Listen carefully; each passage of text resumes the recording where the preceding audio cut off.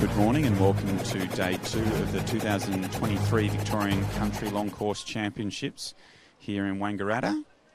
It's another fantastic day and we're looking forward to a great morning of action. We'll be beginning this morning with our two open 200 backstrokes. First with our women, followed by our men. It was a great day 1 of action yesterday, with some fantastic swims across the board. Great support from our team members, especially when we came to those relays at the end of the evening session.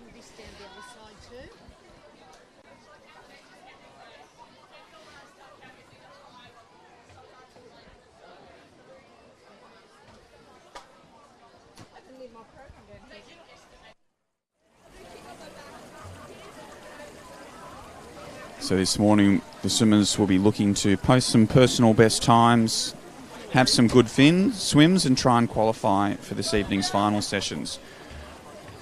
We've got a big range of events this morning, starting with those 200 backstrokes. We also have a lot of heats of our 11 and under 50 freestyle towards the start of the morning's program. We have some busy open 100 freestyle events, as well as 100 backstrokes for our 16 and 17 year olds, 100 breaststroke for our 13 year olds. The open swimmers also have their 100 butterfly and 100 breaststroke today. We have 12 year olds competing in their 100 butterfly and 100 breaststrokes. So lots of swimming events this morning,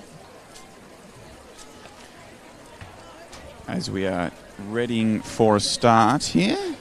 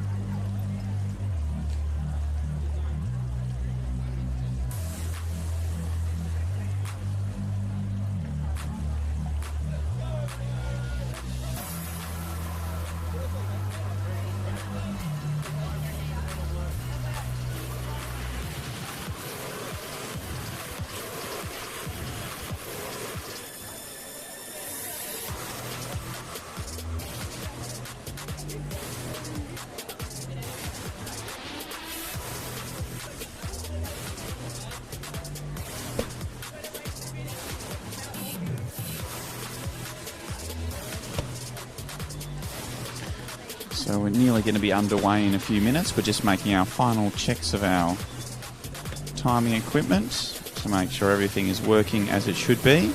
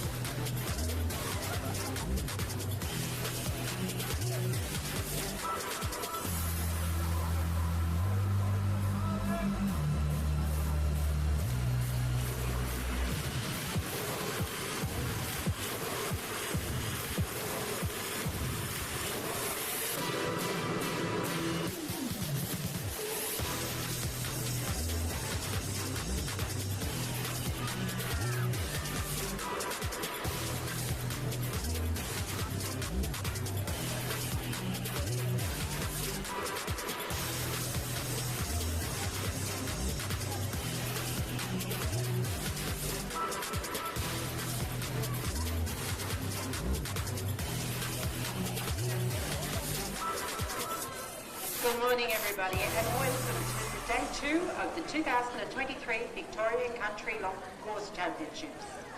Your referees in charge of this morning's session, Linda Atkinson for the females and Randall Jones for the males.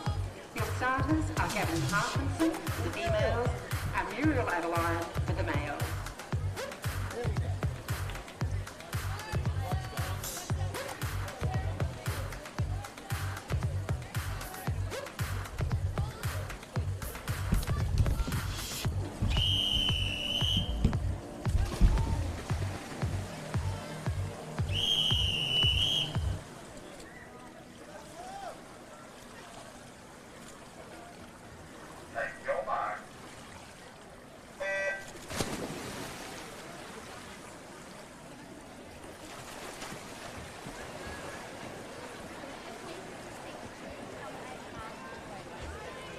So we're underway here in our first event of the morning with our Heat 1 of our women's 200 backstroke in the water. We have 3 heats of the women's 200 backstroke.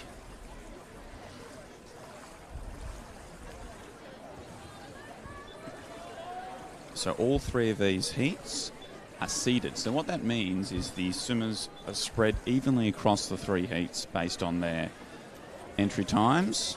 So the fastest swimmer on entry times is swimming in Heat 4, is Emily Kearns. And the second fastest swimmer will be in Heat 4 in the second heat, and then the third fastest will be in Heat 4 in the third heat. Then we repeat that process for lane 5, then lane 3, and so on. So the objective of this morning's heats for a number of these swimmers will be to qualify for the final, which means they'll have to finish in the top 8 positions overall. So Emily is currently in second place, followed behind Olivia Bailey through the 100-metre turn, with Zoe Jennings in third. The men's 400 open, 400 individual medley to the recorders area, please. That's any person. So Olivia Bailey from Traralgon continues to lead The men's 400 through individual medley. this third 50, keeping that stroke rate nice and high as she approaches the 150-metre turn.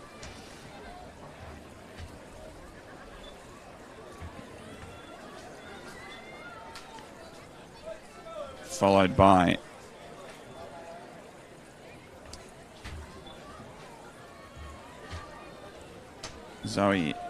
Emily Kearns in second, and in third place at the moment is Zoe Jennings. So Olivia Bailey has 25 metres to go, continues to lead. Emily Kearns has reduced the margin over this last 50 metres, but those two are going to come in and touch first and second in this opening heat.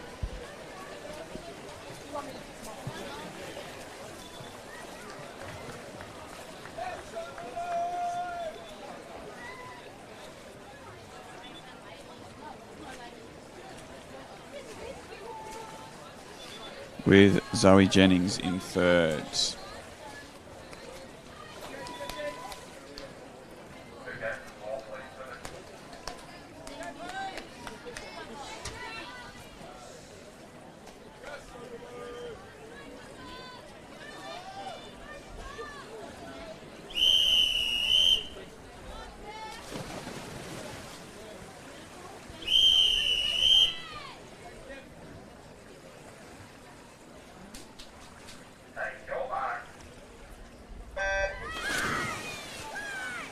So we've now moved along to Heat 2 of event 37.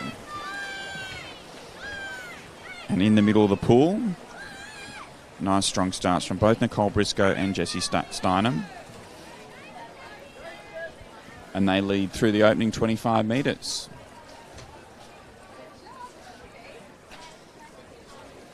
Both Nicole and Jessie keeping that stroke rate nice and high in this first 50, but swimming nice and relaxed, which is really important in that 200. You want to be out nice and fast, but it has to feel nice and relaxed. So it is Jessie Steinem who leads through the first 50, ahead of Nicole Briscoe.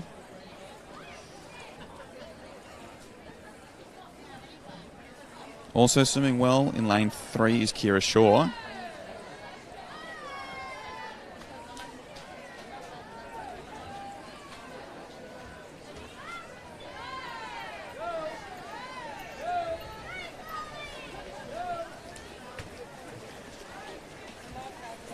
So Jessie Steinem continues to lead through the 100, followed by Nicole, with Kira in third. Those three girls are about 2 body lengths clear of Celeste Ellis over in lane 6. So a reminder, the top 8 swimmers will qualify for tonight's final. So you really need to make sure you place yourself first or second in these heats to give yourself the best chance of qualifying for tonight's final.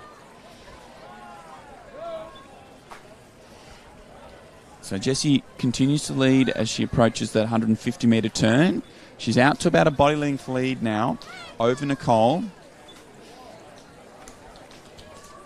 and Kira, who are nice and even. Those three are now 5 metres in front of Celeste Ellis. A nice strong finish by Kira Shaw. She's moved just ahead of Nicole in that battle for second, with Jessie Steinem still holding on to the heat lead as we come under the flags to finish. So it will be Jessie Steinem who takes this second heat out, and a touch on the wall, nice and close, with Nicole just touching out Kira for the minor places.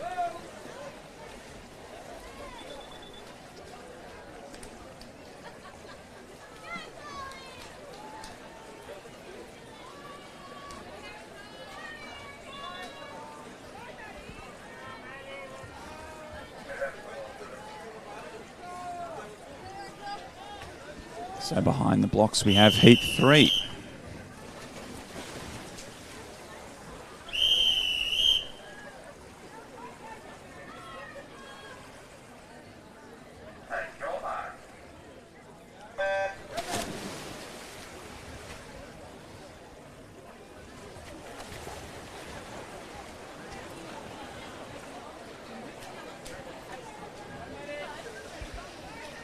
So getting the best of the starts in lane 3, Erica Shaw.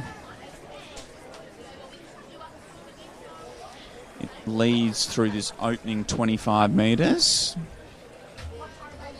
Now coming up alongside her is Brooke Briscoe.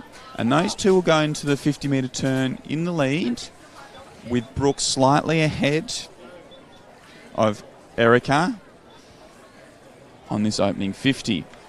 For anybody who hasn't had breakfast yet or would like an early morning tea, there are egg and bacon rolls for sale for $5 each. I've just had one, absolutely magnificent. So if you want something to eat, they're out there cooking them now, and they'll be back again So it is tomorrow. Brooke and Erica Don't miss out. who have now got about a body length and a half lead over the rest of the field as we approach the 100-metre turn. And they turn through together in 110s. In third place, Sarah Steinman,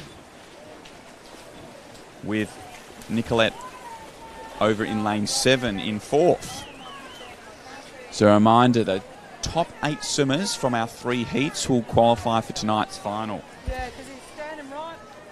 Currently we've had 5 swimmers at a 2:31.5 or faster. So it looks like you'll have to swim somewhere in the low 2:30s to qualify for tonight's final.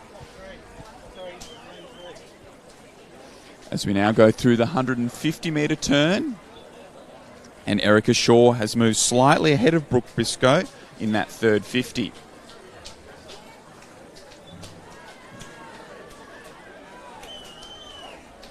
So Erica Shaw's put in a really good second 100 and has moved ahead of Brooke Briscoe and leads by about 3/4 of body length.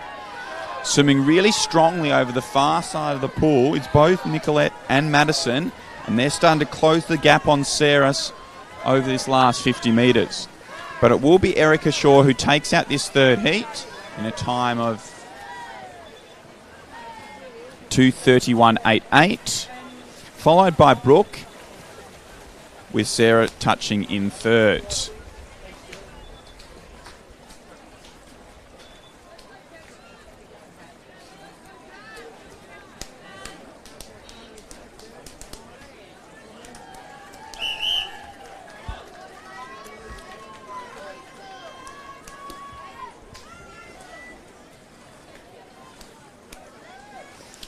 We're now going to move along to event 38, the men's 200-metre backstroke. We have 3 heats. Behind the blocks is heat 1.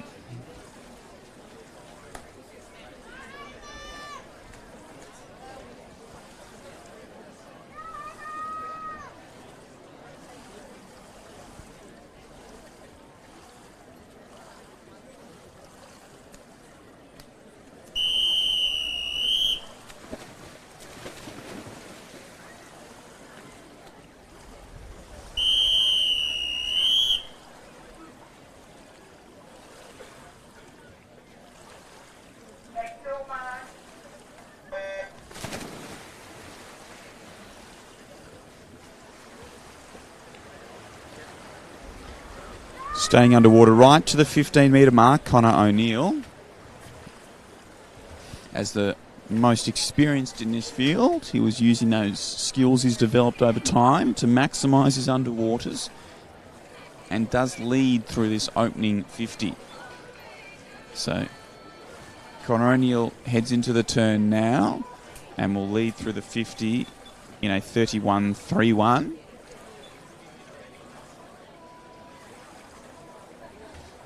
But it is nice and tight for second and third between Cody Bird and Cameron Ricciani.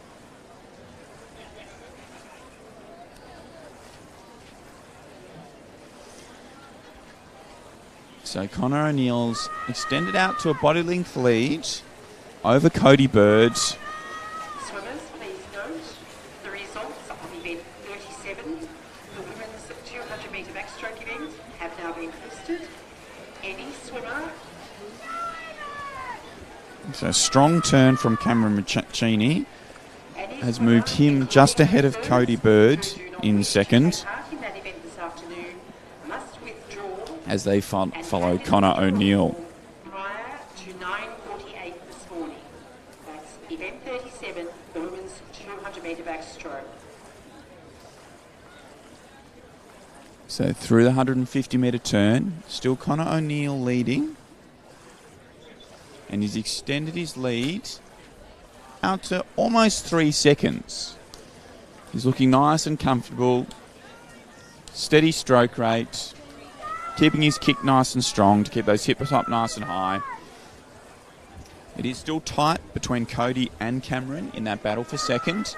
Second place in these morning's heats really important because that helps to give yourself a better chance to be back for tonight's final. But it is Connor who will come into touch first in a time of 2:16.76. With Cameron in second and Cody in third. So there we've got 3 swimmers under that 2:20 mark. So that's probably an early indication of roughly what speed you're going to need to qualify for tonight's final.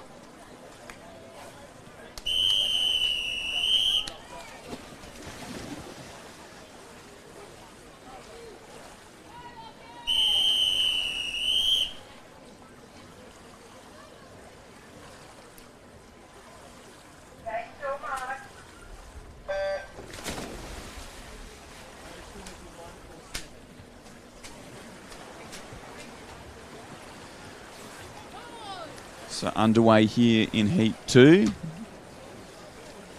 And it's Jet Bird from Kangaroo Flat in lane 4 who gets the best of the starts and leads through this opening 25. Jet's doing a really good job of keeping his stroke rate up nice and high. Jet does like to attack his races and doing a really good job getting out nice and strong in a 31.45. Jet has an entry time of a 2:13.5. So now trying to maintain sort of those 34-second 50s if he can to get near his entry time. Currently in second place is Lachlan Wright in lane 5, just ahead of Josh Dwyer in lane 6. It will be Jet Bird who leads through this opening 100 in a 1:06.2, with Lachlan Wright in second and Josh Dwyer in third. In a nice battle for fourth over in lane 2 and 3 between Oliver and Joshua. Only about half a body length behind our battle for second between Lachlan and Josh in lane 5 and 6. But Jet has this race in control and has extended his lead out to about 8.5 metres as he turns through the 150.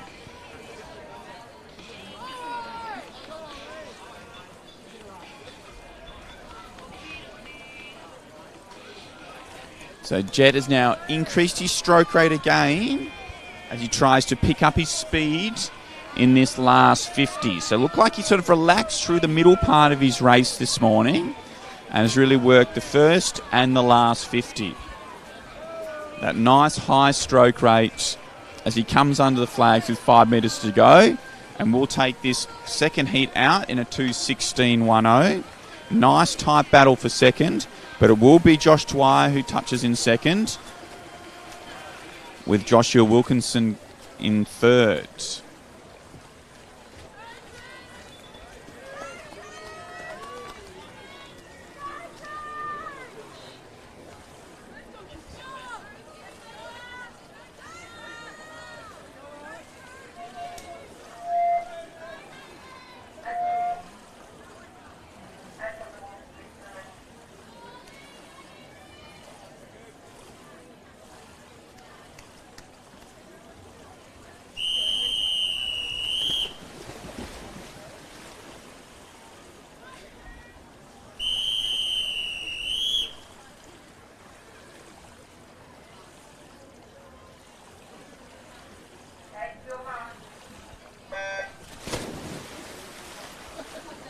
So underway here in Heat 3 of event 38, the men's 200 metre backstroke. Nice, even start. And the boys have seen the times that have been posted by the opening two heats. They roughly know what they're going to need to do to give themselves a chance to make tonight's final. In lane 4, it is Oliver Guthrie, who looks like he's going to lead through this opening 50 in a 31.38. But it's nice and tight with a number of our swimmers a chance to finish in the top 3 positions based on that opening 50. Ashley Nichols in lane 1 is also putting together a good opening 50, and now starting to move through in lane 5 is Henry Allen. So Oliver Guthrie continues to lead as he approaches the 100 metre turn and is going to turn through in a 104.93 ahead of Henry Allen with Ashley Nichols in third. We know Ashley Nichols has some speed over the shorter distances, so look for him to finish strongly. He has been finishing strongly at the Victorian Championships recently in a lot of his races, using that speed he possesses. So don't count him out from lane 1 yet, as Oliver Guthrie continues to lead as he approaches his final turn, really working to try and get flipping over nice and fast, and now trying to work those dolphins off the wall. Doing a good job. Looks like he popped up at about the 7.5 metre mark off that final turn. Just a reminder to all swimmers, Henry Allen in lane 5 is really picking up his stroke rate now. 10 to 15 years and girls aged 10 to 14 years to track growth, maturity and swim performance. So With Project H Oliver Guthrie is now getting a bit stuck on the lane rope in this final 25 as both Ashley Nichols and Henry Allen close the gap. It's going to be a touch on the wall, but it will be Oliver Guthrie who holds on to take this third heat out in 2:17.60 ahead of Ashley Nichols.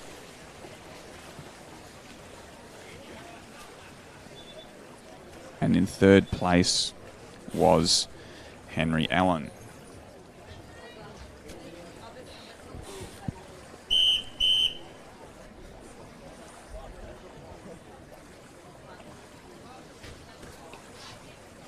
I think we did have 7 swimmers who posted a time under that 2:20 mark.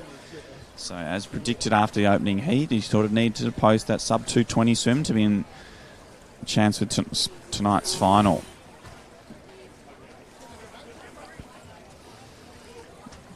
We're now going to move on to event 40, our male 50 metre backstroke multi-class. We have 2 heats.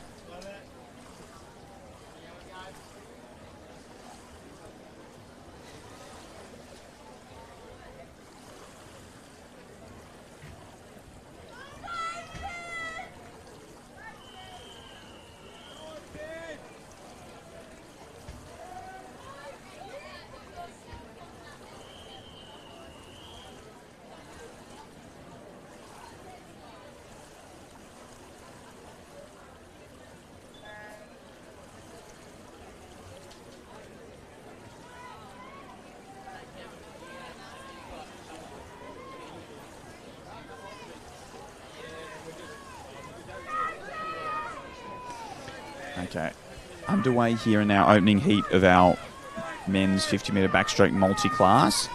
Nice, even race across the field.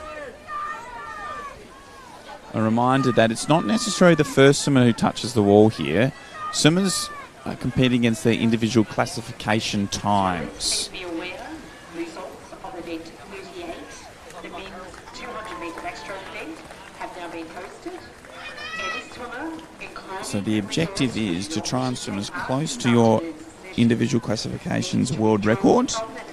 That your time will be converted into a point score based off that world record. And the closer you are to that world record, the higher points you earn.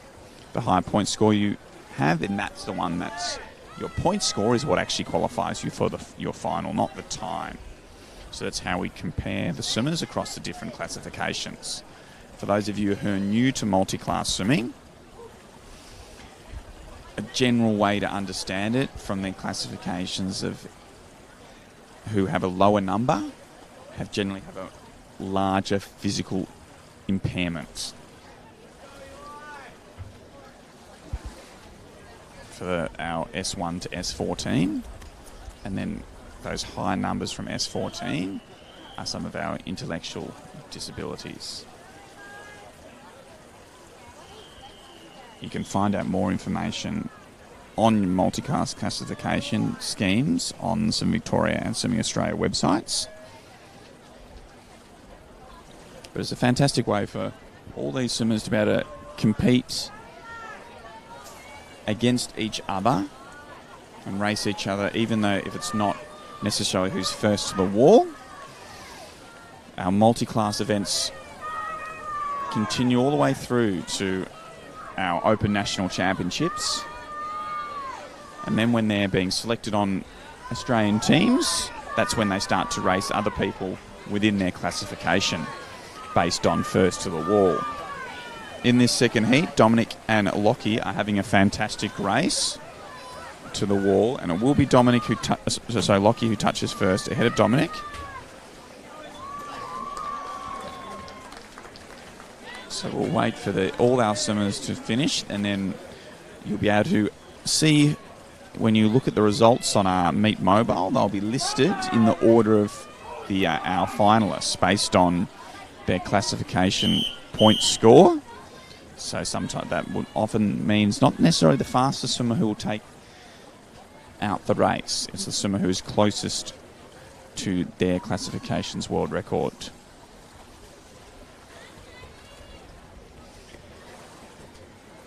We are now moving on to event 41.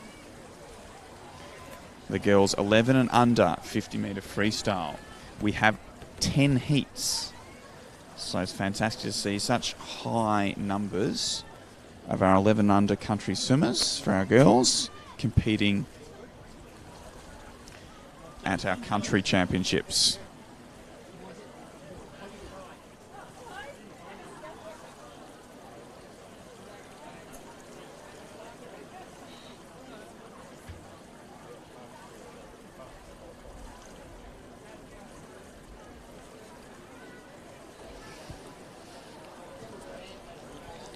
So now we've got 10 heats listed. Our first 3 heats of our 50-metre events are our seeded heats. So that's, as I was explaining before, our swimmers are spread across these 3 heats evenly based on their speed, with the fastest swimmer, Maeve Beth, swimming in lane 4 in this first heat. In our 50s, it's really important that we reduce our breathing. So trying no breathing for our first 15 metres, no breathing on our last 5 metres should be targets for most of these swimmers, with reducing our swimmers' breaths in the middle. It will be Maeve who takes this opening heat out ahead of Astrid, and in third place it was Elise.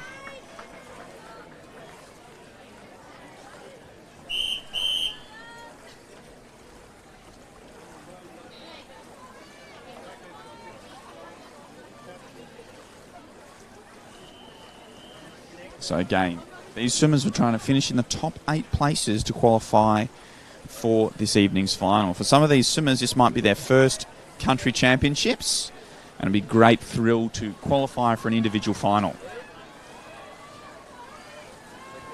Swimmers, please note results of event 40. The men's 50-metre backstroke multi-class have now been posted.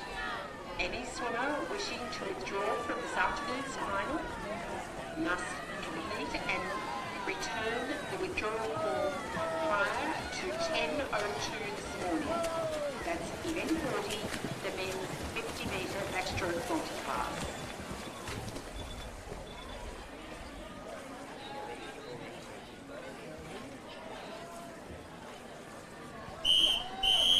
So Chloe takes that heat out ahead of Amelia Lowe, and in third place was Neve Harrison.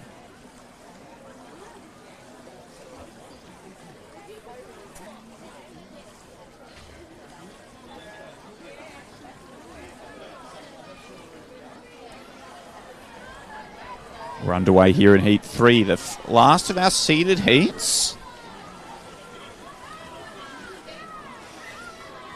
Again, nice and even across the pool with Alexis Telford from Shepparton, probably the leader through the 25, but now moving through in lane 4 is Arabella Johnson. And Arabella Johnson is going to take this heat out as she touches now. So Arabella took that out in a 32.27. And ahead of Alexa Telford and Miller, who were tied for second in 33.62. We'll have to keep a track of that time. Never know, we might have a swim-off.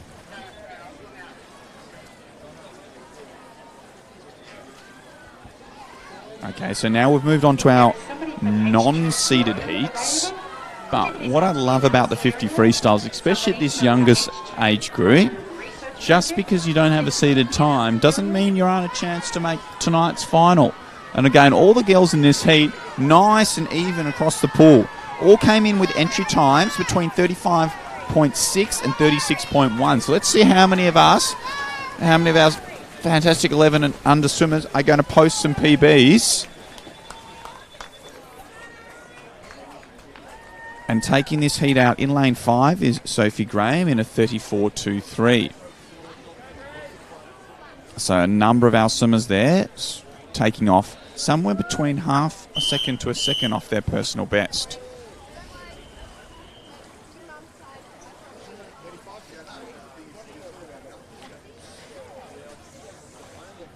As we now move along to heat 5.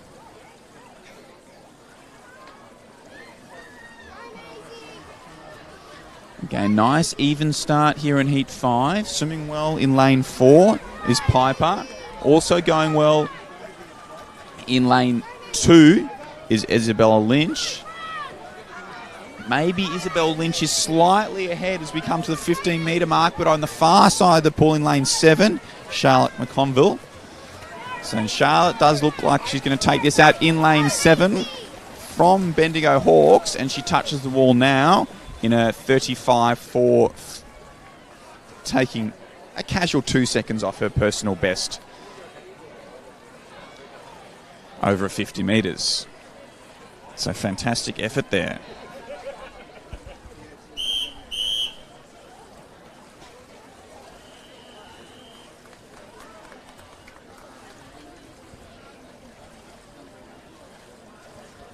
We're now moving along to heat 6.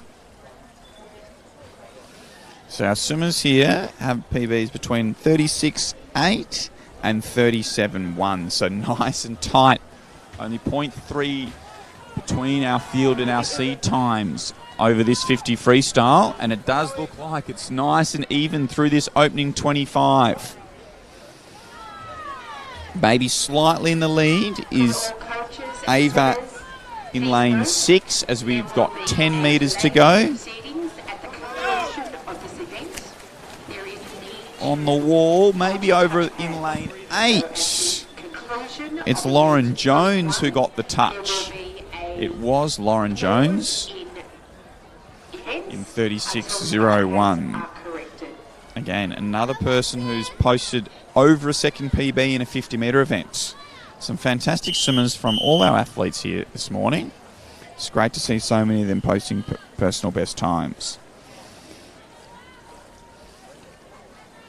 So we've got a combination of 10 and 11-year-old swimmers in nearly all of these heats that we've got swimming today. So for a number of these swimmers, this was probably their first country championships.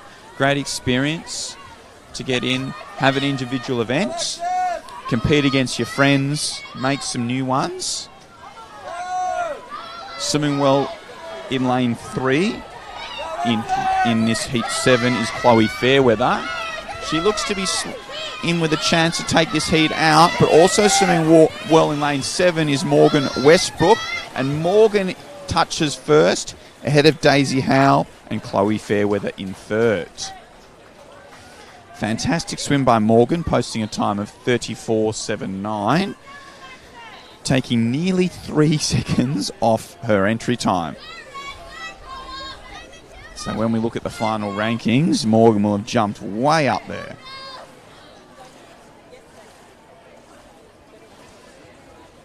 So we're now going to move along to Heat 8.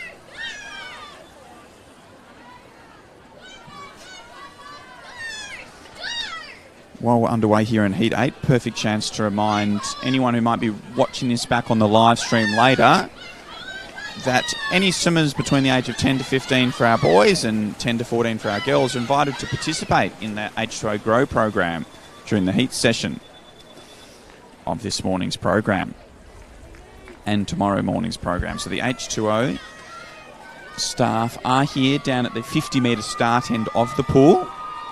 An H2O Grow program is a program that Swimming in Australia invites those age groups to track their growth, maturity and swim performance with program H2O Grow. Basic height and weight measurements are taken in less than 5 minutes and the participation is free. Parents don't have to come and visit with their child, but they are more than welcome. And I was talking to the H2O Grow people this morning, and the idea is so you can track your improvement based on your age, but also, and perhaps more importantly, where you are in your physical development. And so they'll be able to provide feedback as you grow and develop about how you're tracking in your improvements. Because it's not necessarily age-based progression is not necessarily always the best way to measure, because we all grow and develop at different stages. So it's really good program that Swimming Australia is running so that swimmers can understand how they're progressing and growing and developing at their own rate. And this program and being part of it's free to participate, but you'll get that bonus extra information. So go check that out during the heat sessions at this Victorian Country Championships. As in Heat 9 in Lane 7, we had Madison taking it out in a time of 35.67, taking off a lazy 2 seconds off her PB. The number of our swimmers who have taken off more than 2 seconds in their 50 freestyles this morning has been absolutely fantastic. So it's been great to see so many of our swimmers post massive PBs as we move on to our 10th and final heat.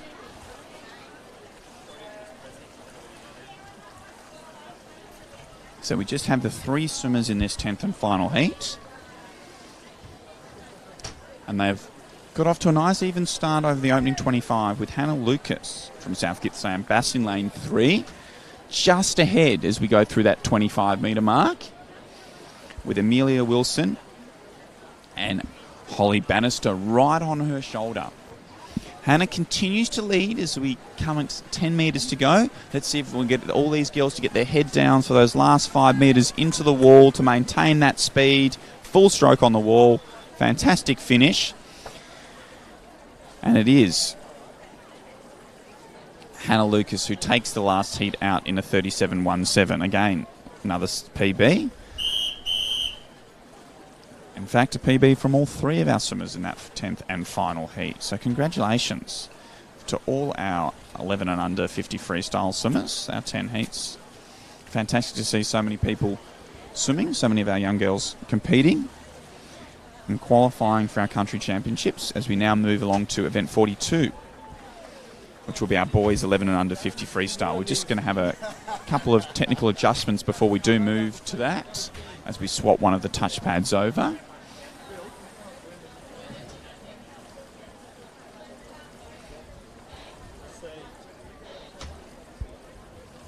in event 42, our boys 11 and under 50 freestyle, we have 6 heats. So boys, not quite as many heats for the girls, so maybe that can be the objective for the boys next year. To see if they can match the girls with the number of heats in the 11 and under 50 freestyle.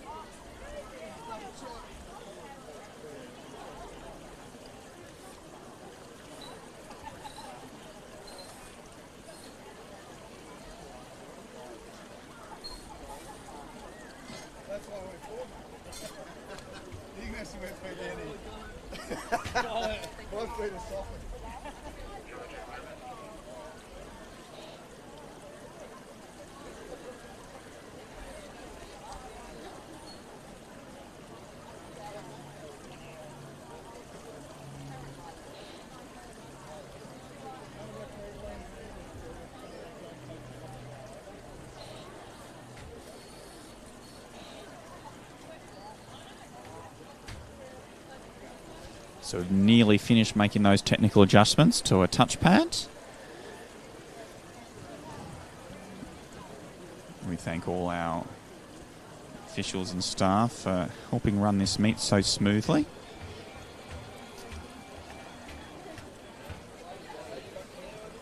As our boys are getting themselves ready behind the blocks. So a reminder, so we've got 6 heats here. The opening 3 heats are where our seeded swimmers will be swimming. So that means they'll be spread evenly across those heats. So the fastest swimmer will be in heat 1, lane 4. The second fastest, heat 2, lane 4. The third fastest, heat 3, lane 4. Then we repeat that same process in lane 5, 3, 6, 2, 7, 1, and 8. That's why often you'll see a bit of a arrowhead formation, because the fastest swimmer in each heat, based on entry times, is in lane 4. And we should spread it out as we're going down. But as we know, often swimmers in the outside lanes post some very big PBs and challenge that arrowhead formation. So it's always good to see the swimmers improving their own personal bests. So that's the challenge in swimming, to improve your best.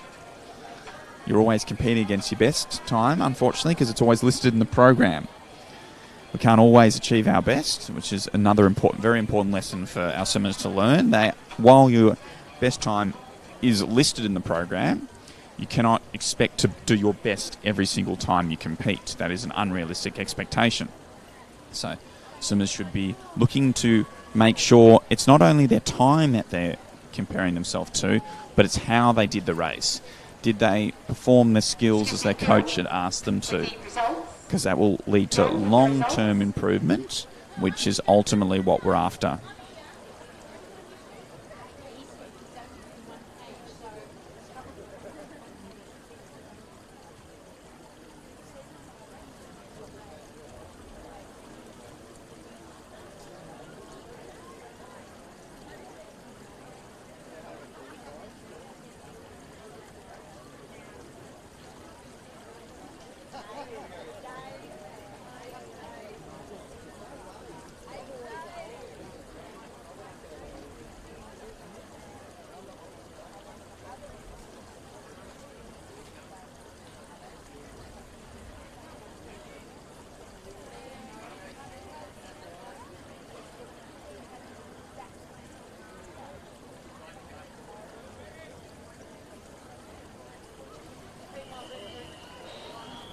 Okay, so we are ready to resume here with event 42.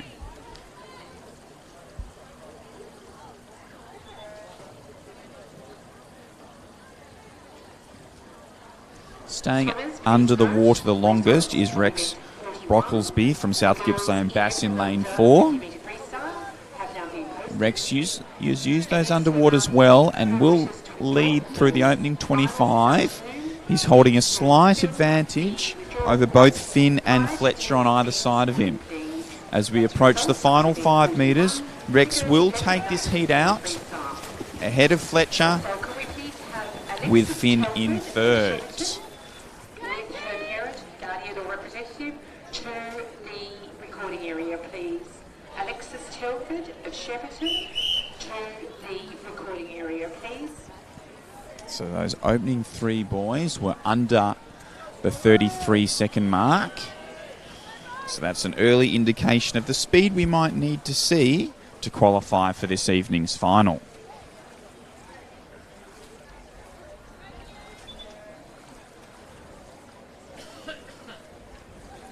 We have an infraction report. Nice even start here in Heat 2. Lane 4. The swimmer started before Swimming well in lane 5 is Harry. Alongside him in lane 4, Kepler is going stroke for stroke. And just behind is Bryce in lane 3. Those 3 boys are just ahead of the field as we approach the last 5 metres. With Kepler and Harry neck and neck, and it will be Kepler taking it out ahead of Harry with Bryce in third. Again, we had another 3 boys under that 33-second mark. So it does look like you're going to need to post a time under 33 seconds to qualify for this evening's final. Very strong swimming from our 11 under swimmers here. Heat 3 is underway now.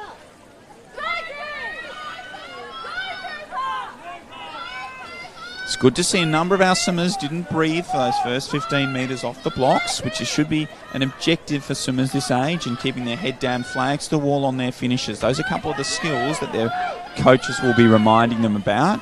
In a 50 freestyle, we do want to reduce our breathing. In lane 4 in this heat, Cooper Scott is going to come in and take this heat out ahead of Archie Smith and Tom McMahon.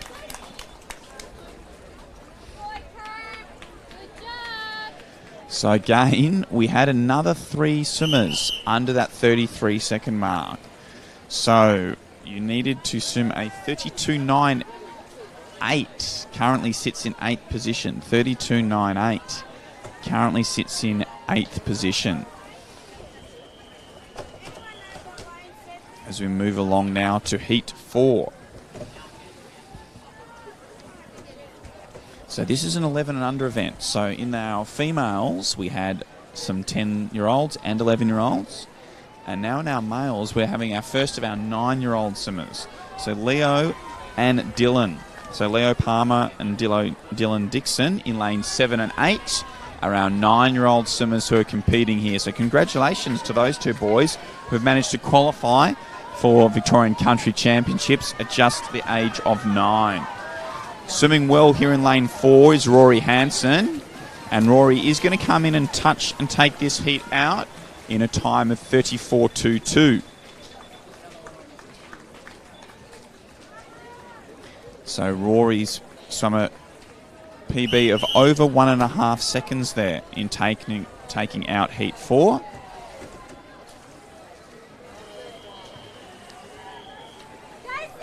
As we move now along to Heat 5.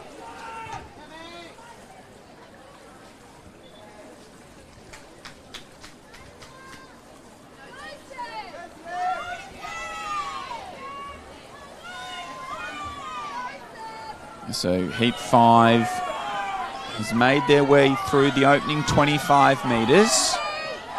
Nice and even across the field here. Swimming well in lane 7 is Thomas. He might be just ahead as we approach the last 7 metres. It does look like Thomas is going to take this heat out in a time of 35.01. With Thomas swimming a PB of over 2 seconds. Nearly 2.5 second PB there from Thomas. So congratulations. With about half the field there posting personal best times. As we move on to our 6th and final heat. And our boys 11 and under 50 metre freestyle.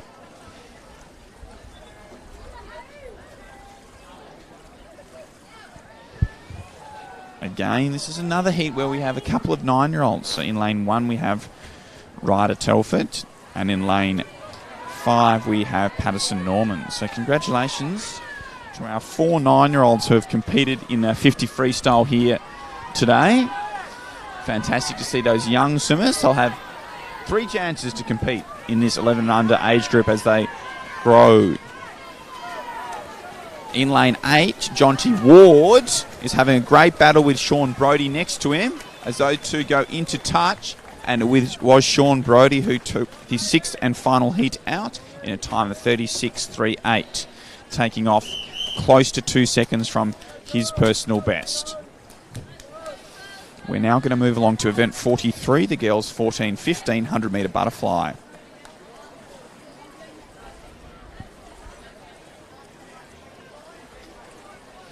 We have 6 heats of the girls 14-15 100-metre butterfly. Fantastic to see 6 heats in a 100-metre butterfly event.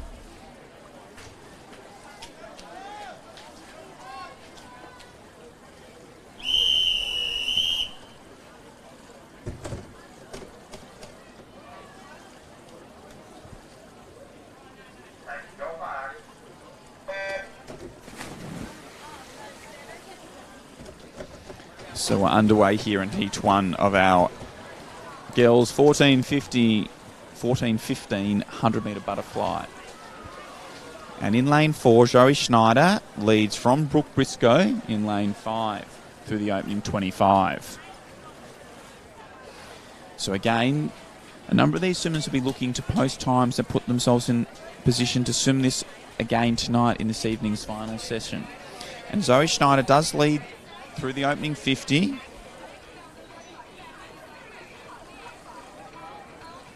Starting to extend her lead over Brooke Briscoe to about 3/4 of a body length as we approach the 75-metre mark. In this last 25 of the 100 butterfly, it's really important that we keep our tempo going in hips and our feet up. Zoe's doing a really good job there, as you can see those hips coming out of the water, staying nice and high, keeping that tempo going. And Zoe will take out this opening heat of the women's 14-15 100-metre butterfly in a time of 1:09.01, with Brooke in second. And in third place was Kira Shaw.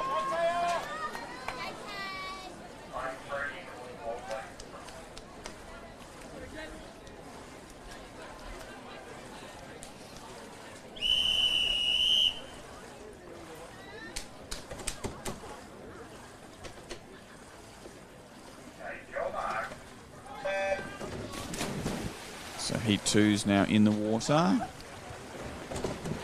And strong start in lane 4 from Isla Ho. Use those underwater work really strongly. Also going well off that start was Ava Candy in lane 2 as our swimmers make their way towards that 50-metre turn. In this 50-metre turn, it's really important to try and hit that wall on a full stroke so you can maintain your momentum through the turn. Get in and out of that wall nice and quickly. Really work your dolphins off the wall. So Isla continues to lead as we approach that 75-metre mark here in Heat 2. She's extended her lead out to over a body length ahead of Ava Candy. And in third place, Jessica Whiting.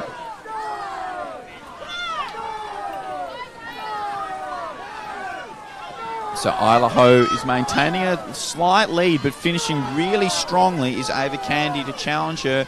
But it will be Isla taking it out just ahead of Ava.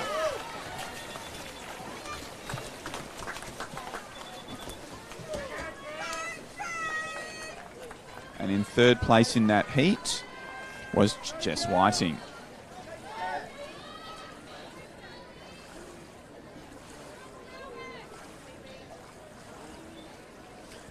So through these opening 2 heats, we've had 5 swimmers posting times of 1:10.5 or faster.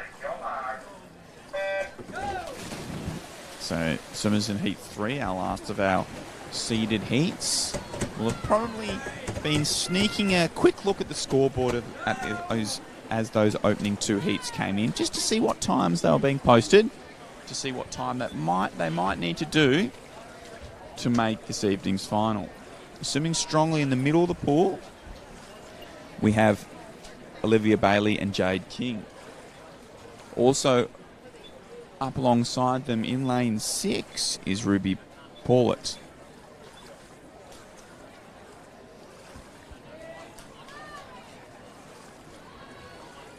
Olivia Bailey is now pulled out just about a quarter of a body length lead over Jade King as we go through the 75 metre mark. Jade swimming a really strong last 25 though, and she's come back up alongside Olivia as those two are going to go neck and neck under the flags, with Ruby not far away in third.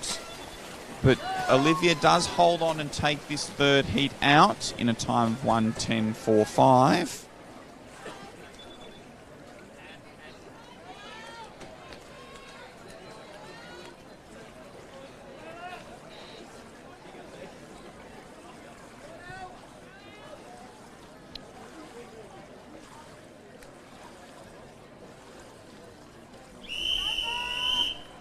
I think 8th place is now currently sitting at a 1:11.32 after those 3 seeded heats.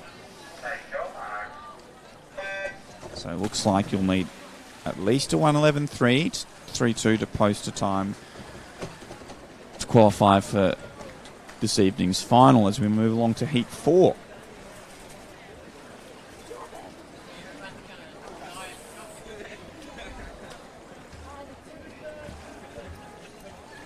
So our heat 4 swimmers are making their way towards the 50-metre turn.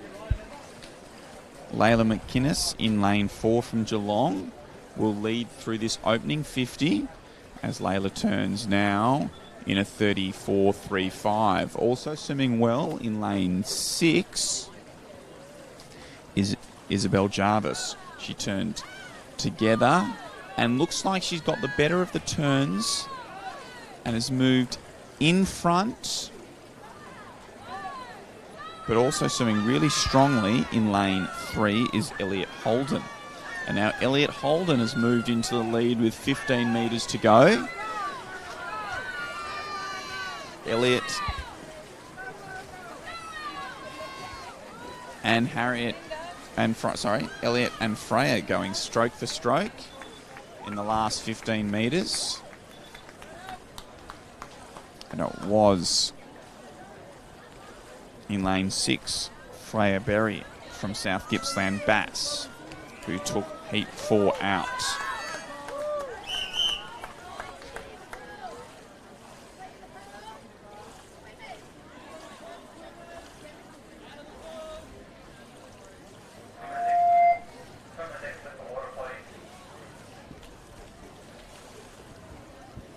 Just having a quick cap retrieval, I think.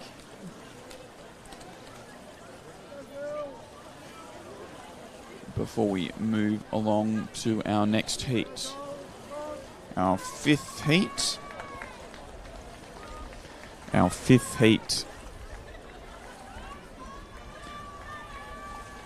Of 6 in this 100 butterfly.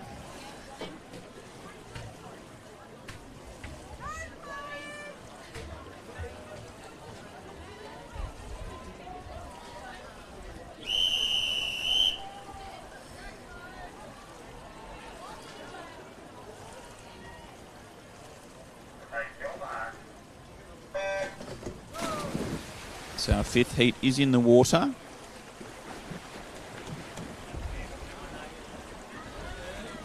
A nice even start across the field here in heat 5. All of them keeping that rhythm going nice and strong, keeping that tempo up.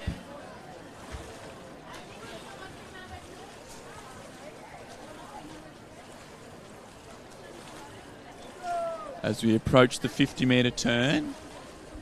Again, nice and even still across the field. Touching the wall first in lane 3 is Eleanor Justin. Now, this is the challenging part in the 100 butterfly, especially through our younger age groups, about maintaining that rhythm and technique in that second 50. In the third 25, you need to feel nice and positive and aggressive. Really work on keeping those hips up and keeping that tempo going and maintain that through that last 25. Still leading in lane 3 is Eleanor Justin, slightly ahead of Sophie Griggs. Those two swimmers are going to have a nice battle on the wall, but it will be Eleanor just ahead of Sophie to take out heat 5. Eleanor's winning time was a 1:17.66, taking 3 seconds off her entry time. So congratulations, Eleanor. So it's good to see PBs coming from a number of our swimmers still this morning.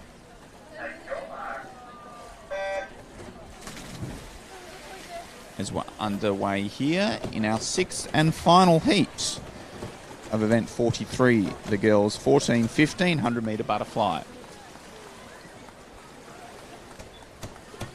Starting strongly in lane 5 is Lara Smith from South Gippsland Bass.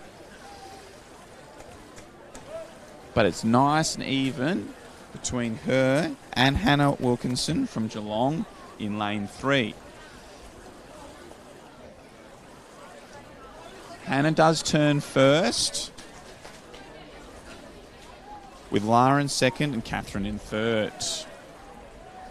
So these swimmers all had entry times between a 1:21.8 and a 1:22.4. So we'll see how many of them can challenge their personal best times. Swimming a really good second 50 is Catherine Mahoney in lane 6. As she comes up alongside Riley Sterenberg from Bendigo Hawks. In these last 10 metres, as we come underneath the flags, it is Catherine who's going to take this heat out in a time of 1:20.25. So knocking 2 seconds off her personal best. As we now move along to event 44, the boys 14-15 100-metre butterfly. We have 4 heats. Behind the blocks is heat 1.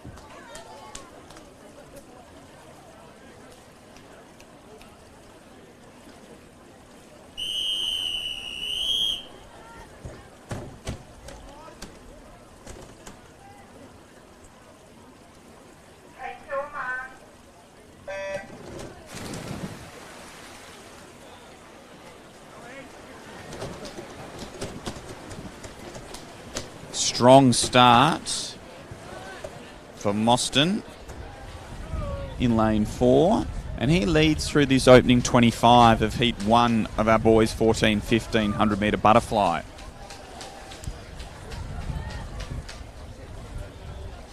Mostyn comes through the turn now, touching after that first 50 in a 28.19.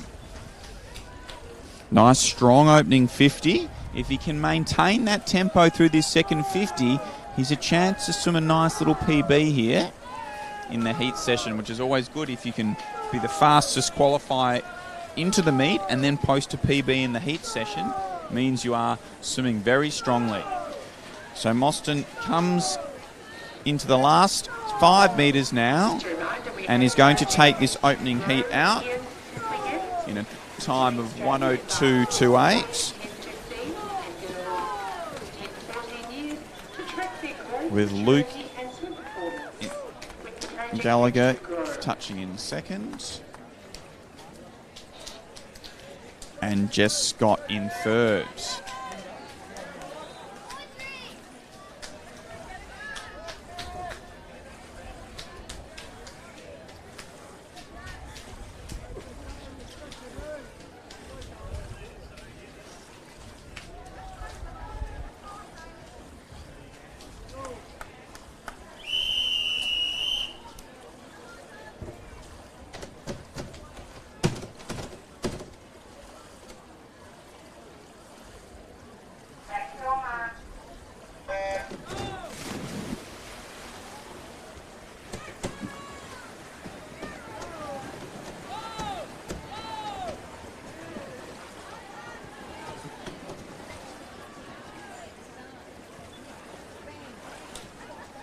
Starting strongly here in Heat 2, Jack Lanen from Ballarat Gold in lane 4. Jack does look like he's going to be the leader through the first 50, closely followed by Andreas. Ginnis in lane 3. As we move into our third 25. Swimmers, please note results of event 42. The boys 11 and under 50 metre freestyle events have been posted. Anyone who wishes to withdraw. As we come up underneath the 15 metre false start rope, it maintains to be Jack in the lead. Moving into second now is Miller Nihil as he touches in second place ahead of Andreas. The final this afternoon must do so prior to 10:39 this morning, please.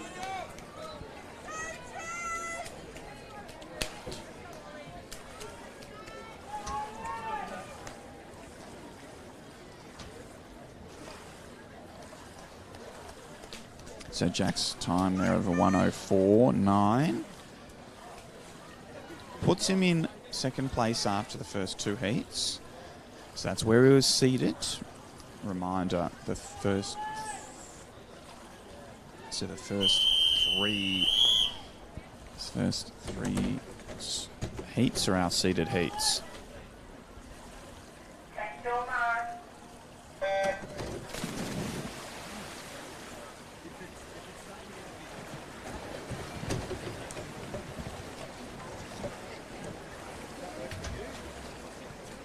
Okay, in Heat 3, Henry Allen and Jonathan Leong are our early leaders through this opening 25 metres. As these boys approach the 50-metre turn, it will be Henry Allen who leads with Jonathan Leong. And they continue to go stroke for stroke through this third 25 as they approach the 75-metre mark. Now, it is Jonathan Leong who's slightly ahead, but Henry Allen is increasing his tempo and trying to come back up alongside Jonathan as they go underneath the flags now with 5 metres to go, going stroke for stroke with Henry Allen just getting the touch there in Heat 3 in a time of 1:04.39.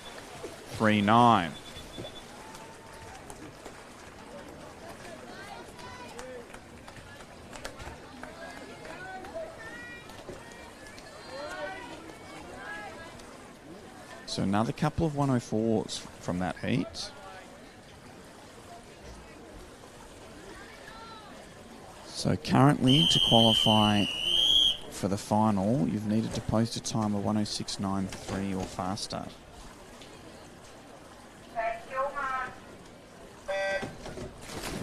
As we move on to our fourth and final heat.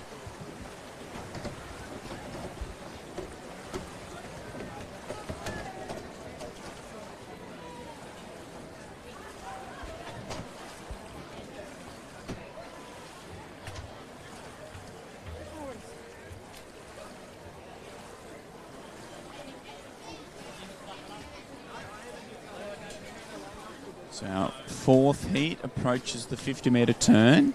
And in lane 4, leading through in 32.47 is Callum Clark. So our boys in this heat had entry times between a 1:15.2 to a 1:16.7. So again, let's see how many of our swimmers can challenge their personal bests here. As we approach the final 15 metres, Callum does continue to lead here as we come under the flags with 5 metres to swim. Callum is going to take this fourth and final heat out in a time of 1:11.48, knocking off 4 seconds from his personal best. In fact, I think all our swimmers in that final heat swam personal best, so that's great to see.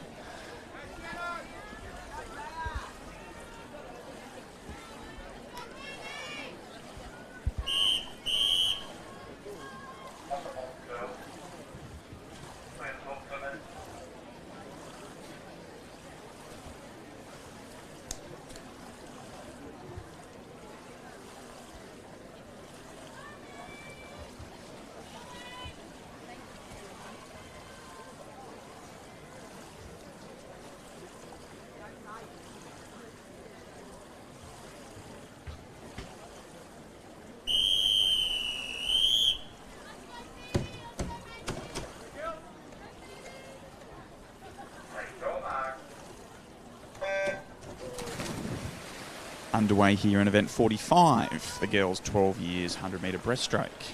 We have 3 heats, and in the water now is heat 1. Strong start in lane 3 and 4 from Scarlett and Phoebe. So again, a number of these swimmers possibly could be competing at their first country championships as 12-year-olds. So you can see the excitement behind the blocks. Maybe making some new friends that they hadn't met from some other country towns before, which is one of the great things about the country champs. You might live a few hundred kilometres away from each other, but every country's it's like meeting your best friend again. As we go through this opening 50, it is in lane 4, Phoebe Balcombe who leads. Scarlett Gilmore in lane 3 is maintaining second place.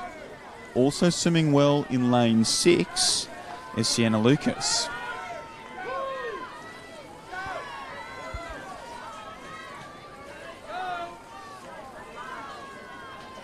So you can hear Brian Ford from Traralgon, supporting head coach over there at Traralgon, supporting his swimmers in his unique, distinctive voice. As Phoebe is going to come in and touch the wall first in a time of, once the timekeepers sit down, I'll be at 1:28.46, smashing her PB. Followed in by Scarlett. And in third place, Sienna.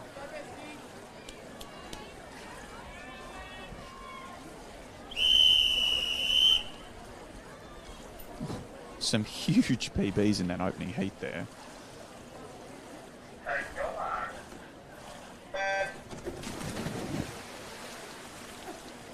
Swimmers, please note results of event 44. The boys 1500 metre butterfly have now been posted. Any swimmer, including the reserves, who wish to actually withdraw from that event this afternoon need to do so prior to 10:47, please. That's results of event 44. The boys 1500 metre butterfly have now been posted. We have some infraction reports. Event 44, heat 1, lane 5. The swimmer was disqualified for alternating movement of the feet during the race. That's event 44, heat 1, lane 5.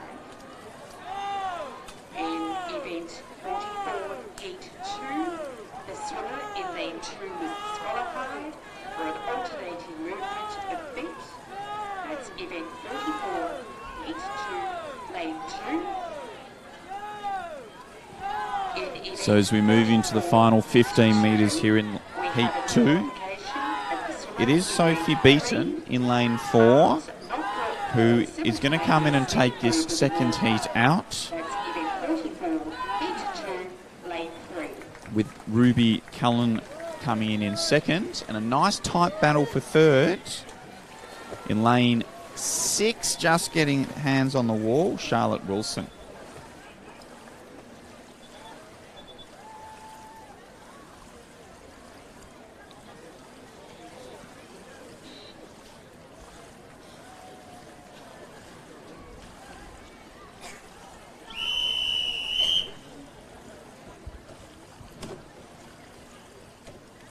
We're now moving along to heat 3, our third and final heat of event 45. So we've seen some big PB swims from the first 2 heats of our 12-year-old girls here. Let's see if we can maintain this in heat 3. Starting strongly in the middle of the pool is Sienna Hunt, as well as Azia Fong Sutton. So Azia has now moved into the lead here through the opening 25.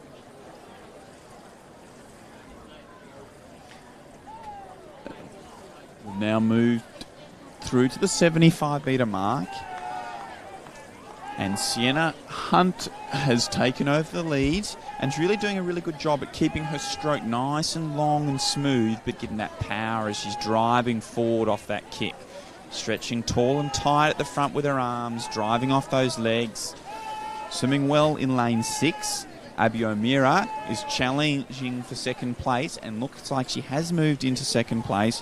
But taking the third heat out is Sienna, followed by Abby, and battle for third between Azia and Amula.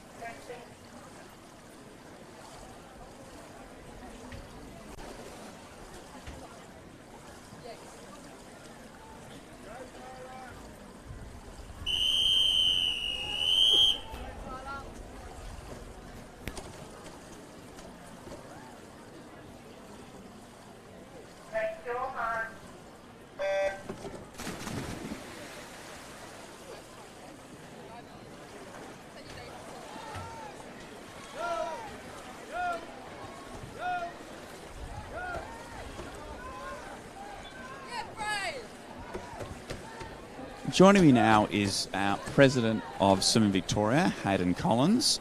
Nice to see you, Hayden. Thanks, Chris. Pleasure to be here. It's a super lovely day and there's lots of good swimming so far. Yeah, it's a great event, Country Champs. First time I've ever been to a Country Championships, but from all reports, everyone's favourite meet of the year. Can you sort of explain a little bit why everyone loves Country Champs? Yeah, I don't know whether I'm allowed to say this, but it's certainly my favourite event of the year, so apologies to all my Metro listeners. But I'm a country boy, Swan Hill being my kind of native club within Victoria, and it is just one of these events that brings together, you know, a group of individuals where, you know, we're all swimming for ourselves, but really just creates this team environment that enables this supportive kind of collegiate view of, you know, supporting one another, swim our best races. So you've only got to look at kind of the surrounds of the pools and see how close the crowd is to sort of, I suppose, see how supportive we all are. So like Ballarat Gold over there have got a swimmer in the water and immediately standing up, ready to support the next event. And 2 minutes ago that we had a bunch of Traralgon swimmers ready to have a chat. So it is really just this creating a great atmosphere of close swimming and close team members, all about kind of supporting the swimmers that are in the water. Yeah, I definitely noticed that. You don't even need to be looking at the pool, and you know who's in the pool if you look around the support crew, because they're all right up on the edge, supporting their teammates, getting involved and making everyone feel appreciated, which is really important, because it doesn't matter where you come in the race, it's all about giving it your best go and making some friends along the journey. Yeah, absolutely. Like we're just about to see Geelong get up here, and you can already see the swell. And sort of, I think, from my perspective, obviously, as well, being a swimmer and having swum in some of these events, like getting to the end of the race and seeing your club standing up there giving you a rounding rouse of applause and a bunch of cheering is, it certainly makes you want to come back and swim for your club, both in a relay sense, but then, when it's not your turn to swim and someone else is in the water, you're up there doing the same for them. Like, it is just a really lovely environment. Yeah, it's great to see. So currently on the 12-year-old boys 100-metre breaststroke heat 2, but then we're about to move into some of our open events, which is our 100 freestyle. And what I love seeing is the age range that we have in the open events. We have our younger swimmers who are still coming through and developing, who are competing, but we have swimmers in their 20s, swimmers in their 30s who are coming back and swimming for their club, whether it's that relay or swimming in individual events, because obviously they love it, and that sets a great example for those younger swimmers at their club. Yeah, it's really quite lovely, really. Like me being a bit of an old boy, I've come back and done that previously, and it's almost, as you say, creating a bit of a vision for someone younger at your club to say, oh, okay, in 20 years' time this could be me, or I don't have to be involved day to day all the time to still come back and have a great time at countries. We're talking about this supportive environment from a teaming perspective. Like having those older swimmers back and supporting your 10, 11, 12-year-olds is super nice. Like they're out there being mentors and talking about, okay, you go into this event, what's your plan? How are you going to swim this race? And it's not only up to the coach, but it's also up to the older swimmers to sort of provide that sense of mentorship, but also coaching, which from a country swimming perspective is really important, because if we look at outside of Geelong and maybe outside of Traralgon, we're talking about clubs and areas that have got quite small populations. And if you don't have a full-time coach or even a part-time coach, or it's shared amongst family and friends and people that have got a little bit of a knowledge about swimming, having an old swimmer come back and be able to provide a little bit of advice to your younger cohort of swimmers really just helps kind of create that cycle of continued improvement and maintaining the fact that we've got clubs in places like Horsham that have got one of their largest contingents to a country championships ever with 7 swimmers. Yeah, it's fantastic to see that. Again, from all across Victoria, we have clubs here competing, and the smiles on the faces. And yesterday in the evening session, I saw the Jack and Michael Polka, who are sort of my age group, so I grew up competing with them, and they're from Warrnambool, back here racing. But that was great. But what I loved even more was the fact they're on the side of the pool, getting behind their teammates. And I'm sure that the 11, 12, 13-year-old boys and girls from Warrnambool really appreciate that support that they're getting from someone who's gone and competed at an age national level, and if my memory serves me right, they sort of made finals at age nationals, and so they bring that experience back and passing it on to the next generation. Yeah, and I think if my memory serves, they've both competed at Open Championships as well, and sort of in that kind of, okay, we're trialling for Commonwealth Games or we're trialling for Olympics, which just brings another kind of dimension to it, doesn't it? Yeah, it was great to see them. I think the last time I competed with them on a pool deck was they returned to swimming. They stopped after sort of school age, but returned to swimming for the 2012 Olympic trials. And they both swam fantastically over in Adelaide. And it was great because, from someone who I was a 12-year-old or 11-year-old when I met them for the first time, and then it was a decade later that we then swam against each other at Olympic trials, and then another decade had passed, and here we are again in another swimming meet. So just you make friends for life. Yeah, definitely. There's certainly lots of people as I walk around pool deck over the last kind of day and a half now. We're into our second day, where I'm like, oh, hey, how you doing? Like, I saw you 5 years ago, or I've raced against you 10 years ago. But I think the other piece that's important to note here is, like, we've got older swimmers coming back in these open events here, And they're not full-time trainers. They're not here kind of having come off a 6-month training block. They're here with a bit of fitness off their day job, and they might ride their bike to work or do a 5K run every now and again, and just feel like they've still got the ability to jump in and have a great swim. Like, it's all about having fun rather than the end time point and coming back and seeing all those people that you competed against when you were a junior, because they've all come back with their respective clubs and kind of, as you say, catching up with those friends that you've made during swimming.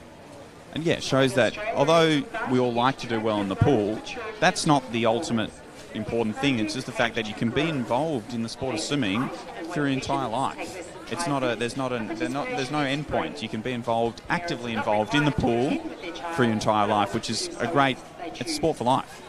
Yeah, most definitely. And I think if we add to that, there's a couple of young technical officials around the pool today as well. So we've got quite a nice cohort of officials that are doing an amazing job volunteering and running the show for us. And, we've got 2 from Mildura that are in their early or late teens, I should say, so 18 and 19-year-olds with quite high profile positions from an officiating perspective. So we had Maddie yesterday starting our women's events with Jackie Madden. To that lifelong participation perspective, it's really nice to see that you don't actually have to be a swimmer either. I've certainly retired. I know you're still swimming, but my participation now is very much at an administrative level. So both on the board as the president, and then I still sort of help out at a technical official level and with our finance committee. So there's so many different ways of remaining involved in this sport. Yeah, which is one of the great things about many of our technical officials. They've given 10, 20, 30 years of service, but if we only had those ones who'd given 30 years of service, we wouldn't have enough officials. So it is fantastic to see those younger officials coming through the sport, being involved in other ways rather than just swimming, which is great to see. And I know that our current officials would love for the younger former swimmers, past swimmers, to become involved as technical officials and be able to give back to the sport that way. Yeah, and then I think the same thing, and how do we have an environment and create an environment for not only those swimmers but also those parents and guardians that have a swimmer that might be around for 4 years, and have them involved for those 3 or 4 years, and then replace them with the next cohort that comes through, so that we do have this constant kind of refresh of officials and people involved in swimming. Because, to your point earlier, it's important. Without them, we don't have a sport. And yeah, as you get older, some of the best your best friends become those officials, because they've grown and seen you developed. They may have got involved in the sport because they were a parent, as you were saying before, and then over the 20 years that you're involved in the sport, those officials become your friends because they've seen you grow, develop, go into your coaching or whatever, or however else you're giving back. And it's great to see they're not the scary people on the side of the pool that you thought they were when you were 10. They're actually really warm, encouraging, inviting people to get to know. Yeah, I think the same, although there is a couple of scary officials floating around that I still kind of catch myself before. No, I catch myself, but we're all very good friends now. But I can remember as a 10-year-old going, you're a big, important person, and I don't want to be on the wrong side of you. But, they are all lovely, and I think country swimming brings that kind of environment for them to be lovely and create sort of this great team kind of atmosphere. I don't know whether you went to the officials' dinner last night as a bit of a thank you, but by all accounts, they had a great old time chit-chatting away and catching up about old times, and it's a little bit like the swimmers. We all come to catch up with our friends and swim with our friends, and the reality is that they've created lifelong friends being officials as well. And going out for dinner last night, you could see kind of all the in-jokes and atmosphere that was created from people that have known each other for 20 or 30 years from being an official.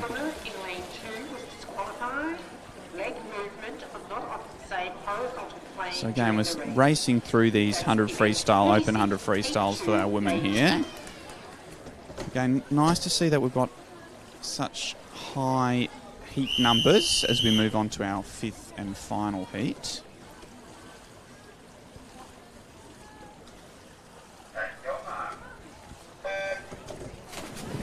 I've been really impressed with the participation levels that we've had at this meet, the number of heats and a number of races. Obviously, coming back post-COVID, we did have some age groups that have struggled and lower in numbers, but it does seem like the numbers starting to return to the sport, which is fantastic to see.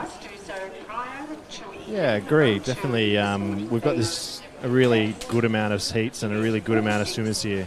I was having a conversation earlier today with the president of Geelong Swimming Club, and one thing that they've noticed is the sort of low number of 12-year-old boys. So I think there's certainly an opportunity there for clubs and kind of swimmers across kind of the state of Victoria to pick that up and maybe create a bit more of an environment for that cohort in particular. But I think, to your point, on the whole, we've got a really good mix and age group base across the sport at the moment. It does definitely seem that we've returned the younger girls a little bit better than we've returned the younger boys across the state. So that's I would encourage you, any of you boys who are listening, invite your friend to get involved, because that's the best way to do it. Invite your friend to be involved. You're enjoying it. If they come along, they'll enjoy it as well. Again, it's not about how fast you are on the whole. It's about how much you enjoy the sport and the friends you make through it. From a Swimming Victoria perspective, being president, what's involved in that role? Oh, that's a big question. I suppose, like, my role for the weekend is really just to be here and answer people's questions and make sure that I'm available for any issues that arise, really. So I think, like, the main example I've got for this weekend is we didn't have an umbrella for the third judge's stroke on the other side of the pool, so they were standing in the sun. So I've had a trip to Bunnings in the last day and a half. But I suppose my role really is to serve the members and serve the swimmers and the coaches and the parents that pay their money to come and participate in swimming in Victoria. And, how do we provide an environment and a sport that is constantly improving? I think that if I was to sum it up in a couple of words, it'd really be about, we have all of these events, and my end goal and the staff's end goal, and I suppose the board as a whole, is like, how do we either maintain how good they are or be better the next time? So we're constantly learning and evolving and trying to be better at what we do and supporting the swimmers and the coaches to do that. Yeah, no, and you're definitely doing a fantastic job, and I really appreciate everything that Swimming Victoria does. Obviously, it's your first year in the president's role. And so you've taken over from some strong hands, but you're obviously helping to lead us in a good direction for the future. Yeah, that's definitely the plan. I feel like this is my 5th year on the board now, so I've had quite a nice introduction as just being a normal board member, and certainly served on a couple of the committees that we use to support the running of the business.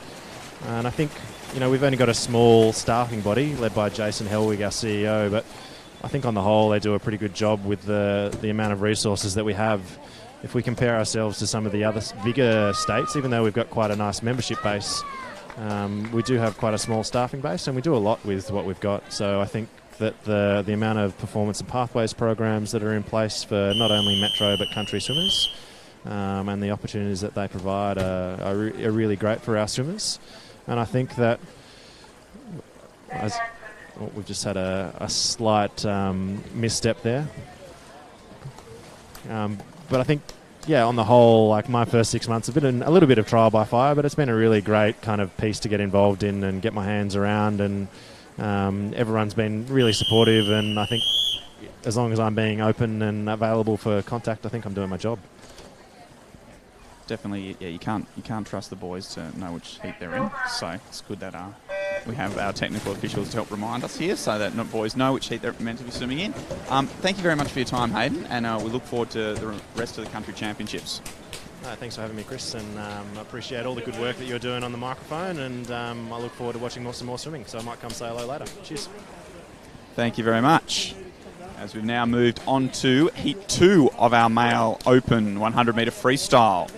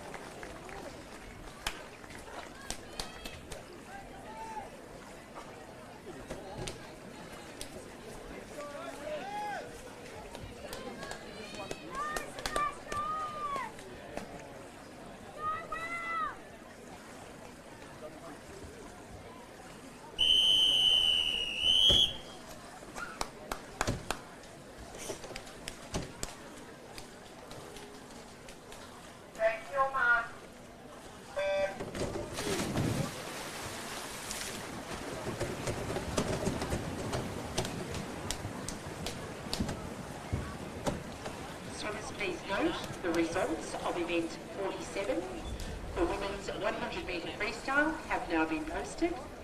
Any swimmer wishing to withdraw from this afternoon's final must do so prior to 11:08 this morning, please. That's results of event 47, the women's 100 metre freestyle, have now been posted.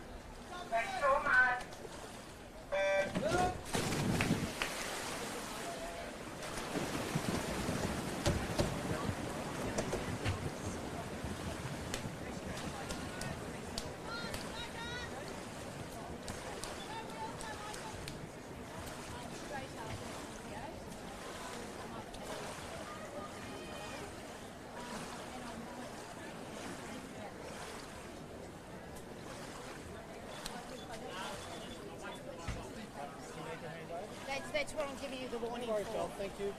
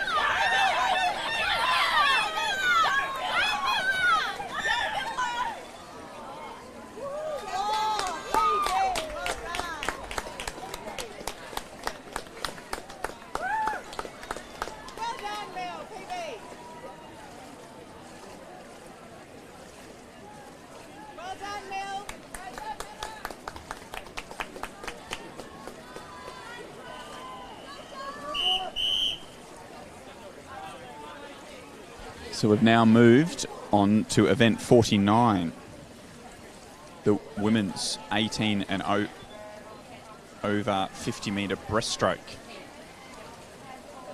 So heat 1 is now in the water.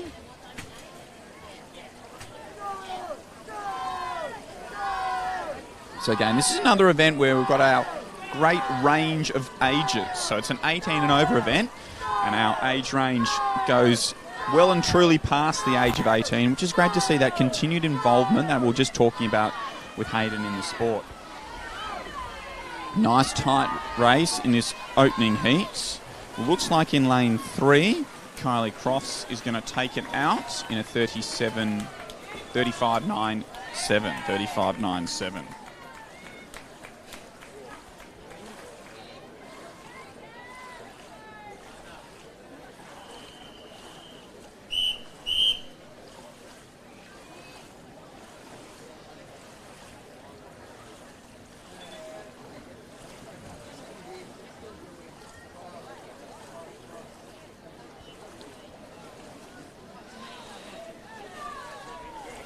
As we're moving on to heat 2 now, in the water.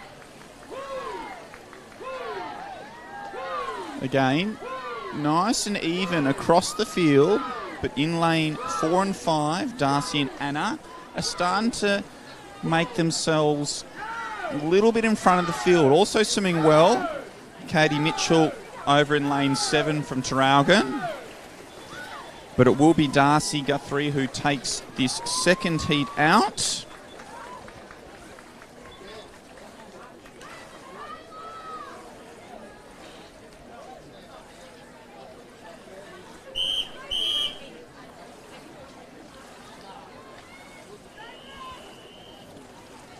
We're moving on to our third heat, our third of our seeded heats here.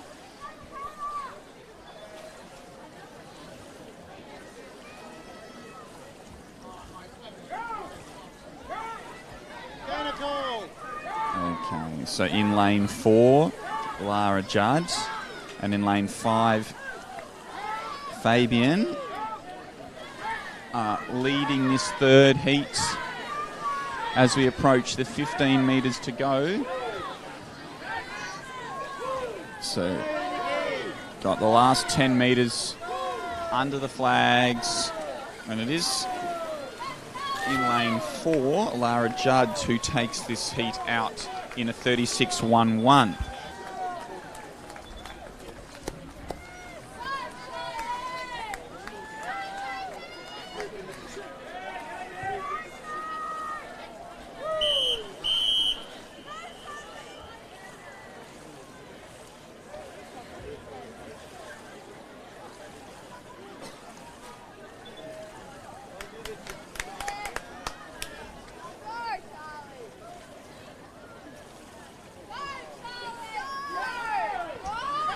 So heat 4 is now underway.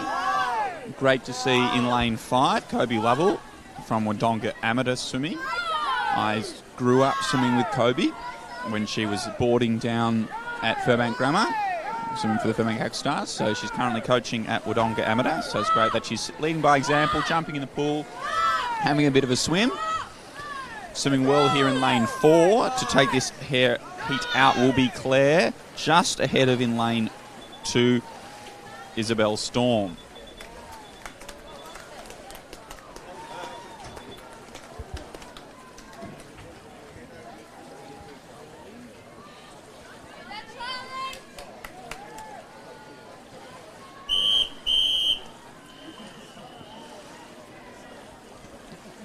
We're now moving on to our 5th and final heat.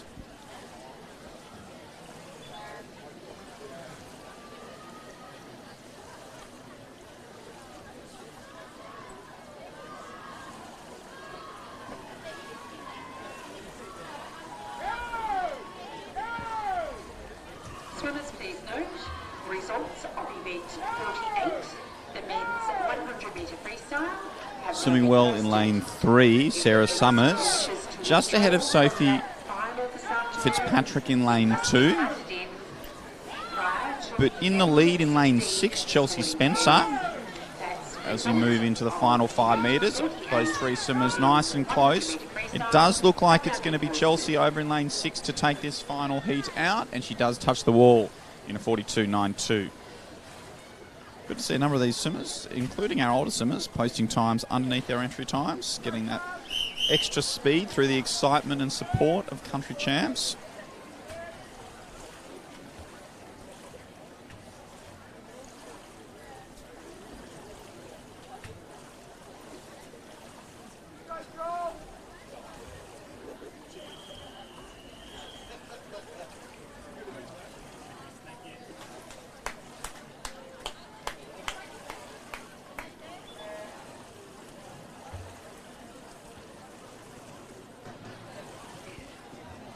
So now we're underway here in the opening heat of our men's 18 and over 50 breaststroke. Speaking to Cameron Jordan, who's swimming in lane 4. He's just back from a national youth camp where he's working up in Queensland. He is going to take out this opening heat in a time of 30.19, ahead of Gabe Watson. And getting the touch for third is James Meddings.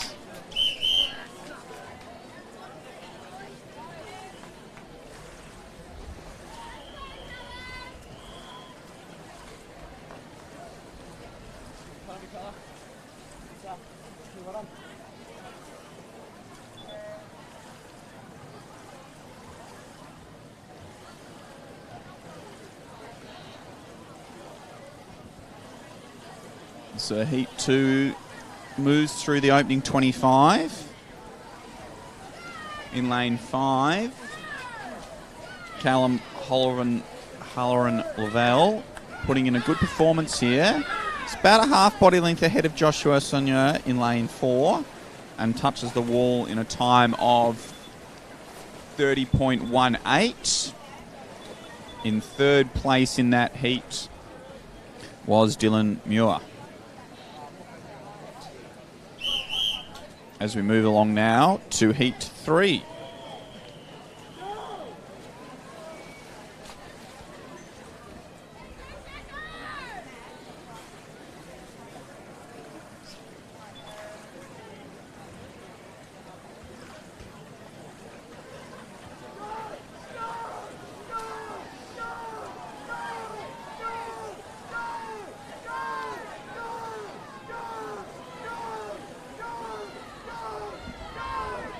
So through the 35-metre mark, Charlie Whitsted leading in lane 4, just ahead of Joshua in lane 5, and those two will go 1-2 in this heat, with Jackson Clerks touching the wall in third place.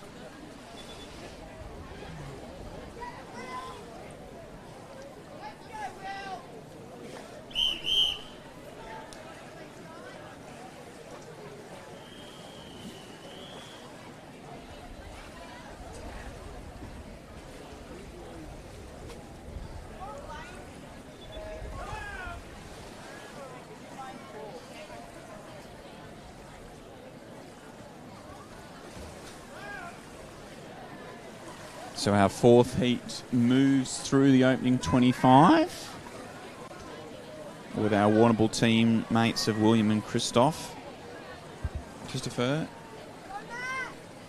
leading. Does look like William Elliott has moved into the lead just ahead of William Pendergast, and now swimming well, Vadim in lane 2 as well, and Henry Lee in lane 6. Blanket finish, and it was Vadim who got the touch in lane 2 as we're moving to our fifth and final heat.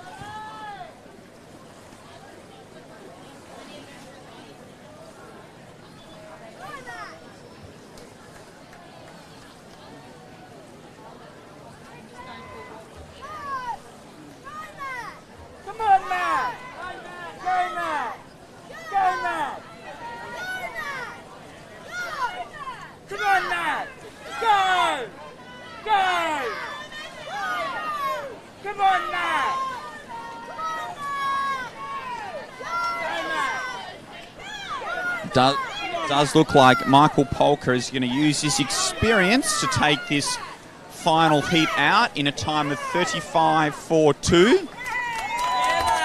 35.42, getting the support from the teammates there. I'm going to hazard a guess. That is not too far off some of his best ever. I reckon he may have been a 33 high swimmer at his best. So it's good to see that he returns at 34 to post a 35.4.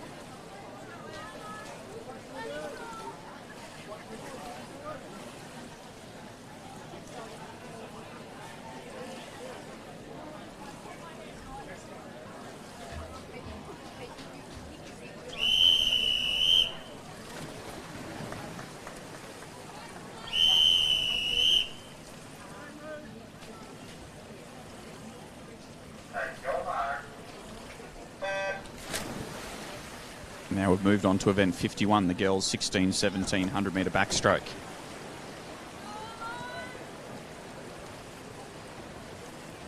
Just having a look at the Victorian country record here, set by one of our Australian Dolphins, Belinda Hocking, in a 1:00.78 back in 2008.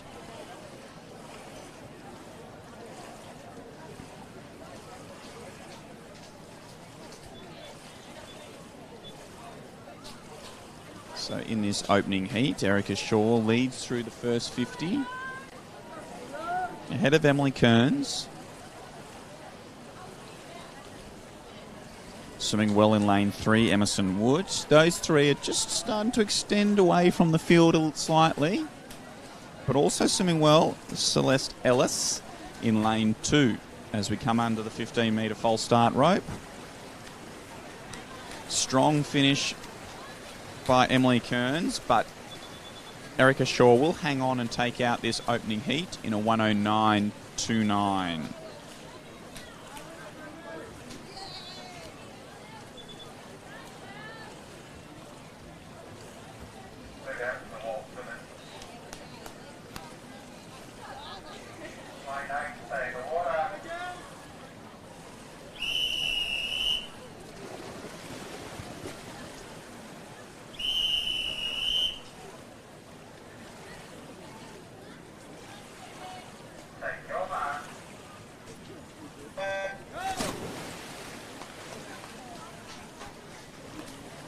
Underway here in heat 2.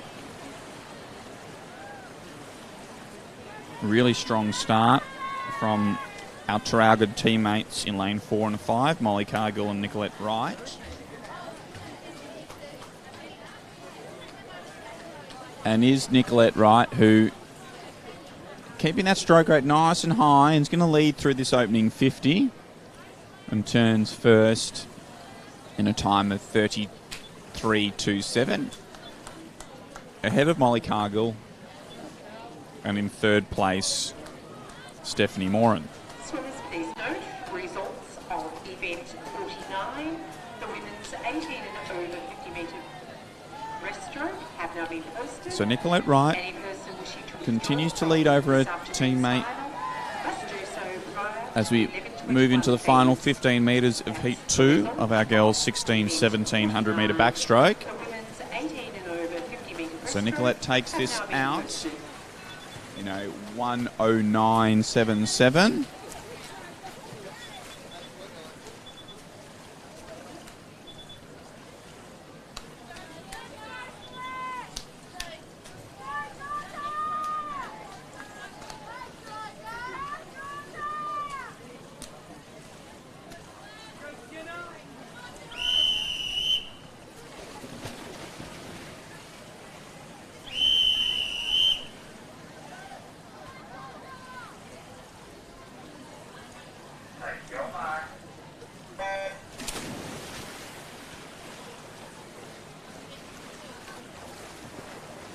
Strong underwaters from Nicole Briscoe from Geelong in lane 4 has given her just a little bit of a lead over the Italia Rush from Geelong Sharks in lane 5.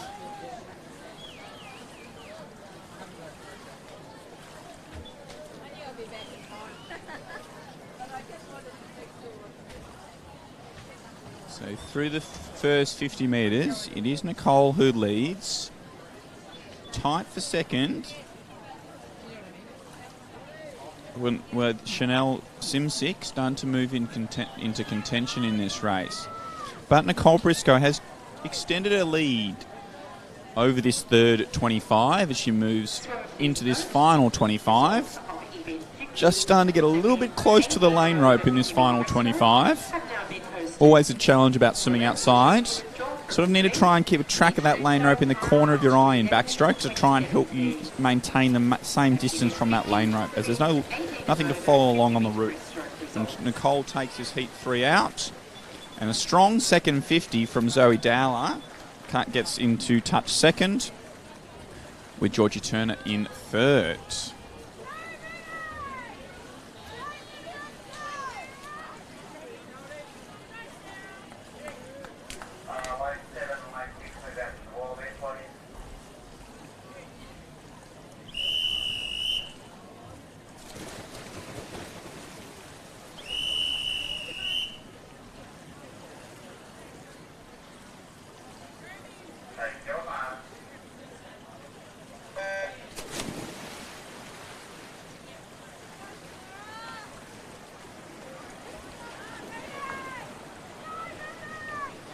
Underway here in heat 4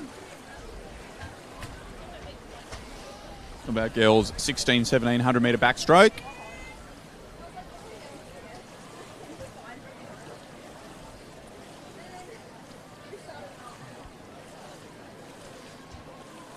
In lane 5, swimming Wells Madison Boyd from South Gippsland Bass. Madison does look like she's going to be our leader through this first 50, but also swimming a strong leg in lane 2 is Isabel Nagel from Geelong Sharks. So those two led through our first 50 and continuing to do a good job in this third 25.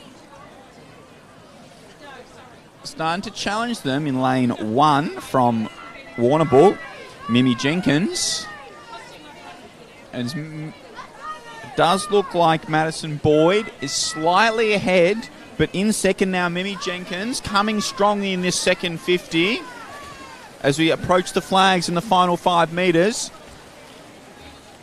It is Madison Boyd who just holds on to touch ahead of Mimi Jenkins. Within third place, Talina Biddy.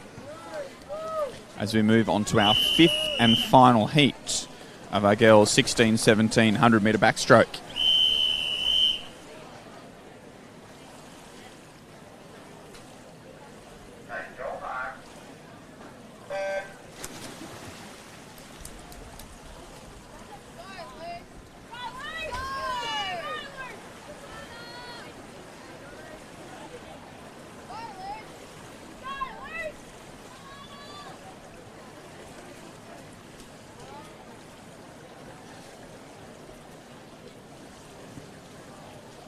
Strong start in lane 4 from Lucy Elderfield, and in lane 6 from Ella Mathlin.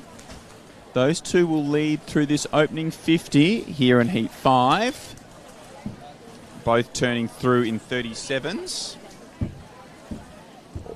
Our swimmers here in this heat had entry times between a 1:20 and a 1:21, so we'll see how many of them can post time beating that entry time. In this second 50, it does look like Lucy Elderfield has extended out to about a 3/4 of body length lead over Ella Mathlin as we come under the false start rope with 15 to go. Lucy is maintaining that slight lead she's built in this second 50 and will take out this final heat of the women's 16-17 years 100 metre backstroke. We're now going to move on to our boys 16-17 100 metre backstroke for event 52.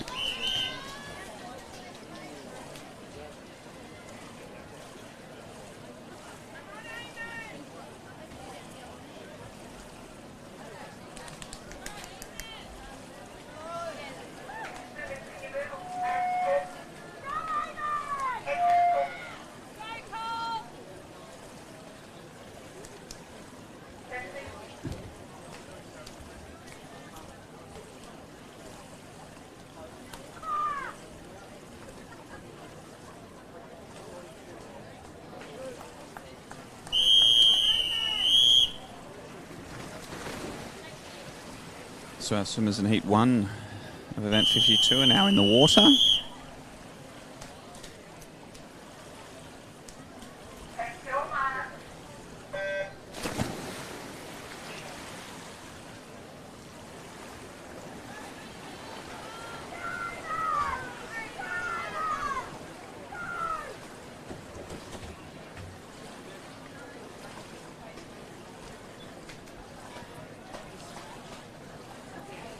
So Jet Bird, as he tends to do, gets that stroke rate up nice and high in this opening 50 metres. We saw him earlier in the open 200 backstroke. He's going out nice and strong, turning in a 29.29 here in the 1700 metre backstroke.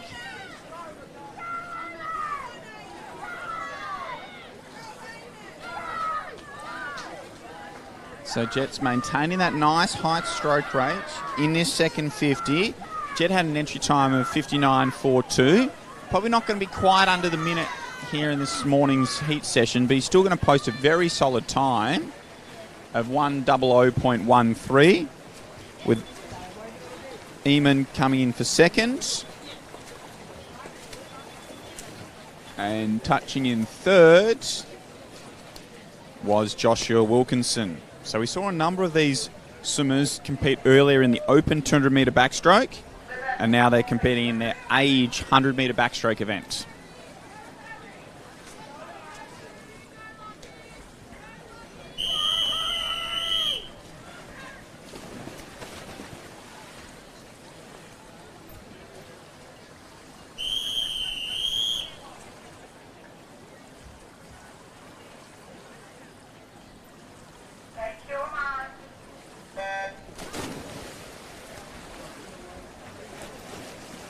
Strong underwaters in lane 4 from Cameron Richaney. And also doing well on those underwaters, Lachlan Rees in lane 2. Those two, as well as Ashley Nichols, lead through the opening 25. Now, Ashley has continued to keep his tempo up and has now placed himself in first as we turn through the first 50, turning at 30.76. Ashley's doing a really good job and stayed out to about 9 metres under the water off that turn at the 50 metre turn end, and keeping that stroke rate up nice and high in this second 50. Swimming straight down the middle of the lane.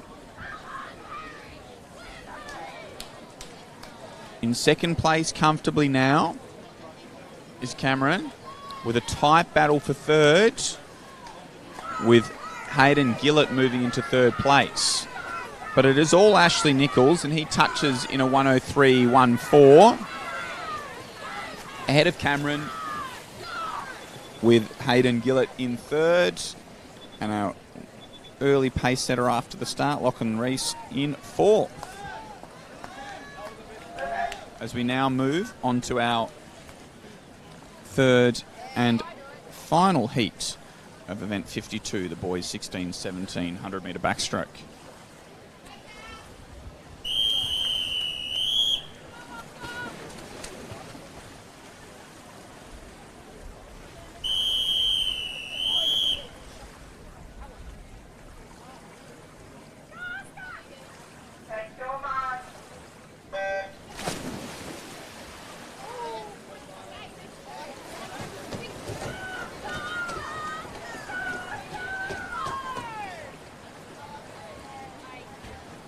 So a nice even start here in event 3.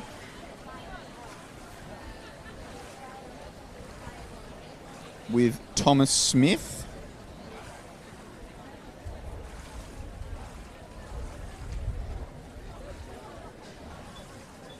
So in lane 5, Josh Dwyer turned first in a 31.2.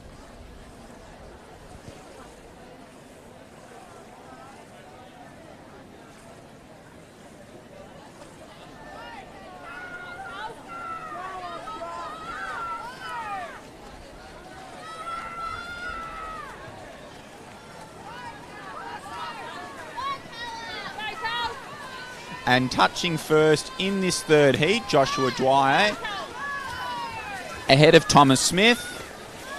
with Hayden Burns in third.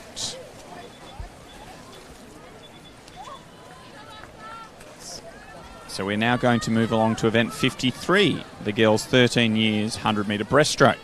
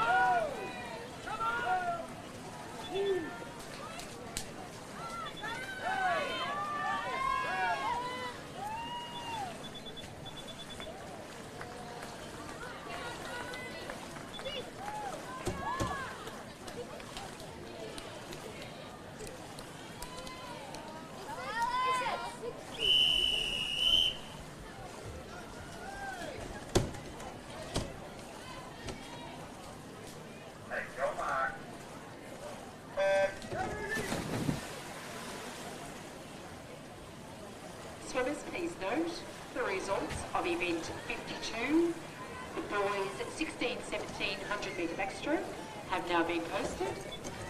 Any swimmer wishing to withdraw from this afternoon's final must do so prior to 11:43. That's event 52, boys 16-17 100-metre backstroke. Results have now been posted.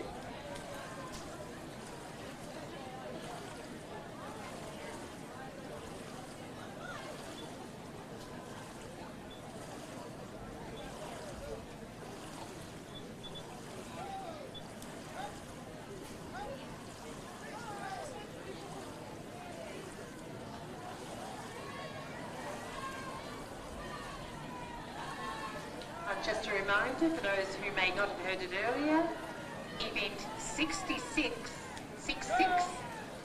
boys 12-year-old 100-metre butterfly event has now become a straight final.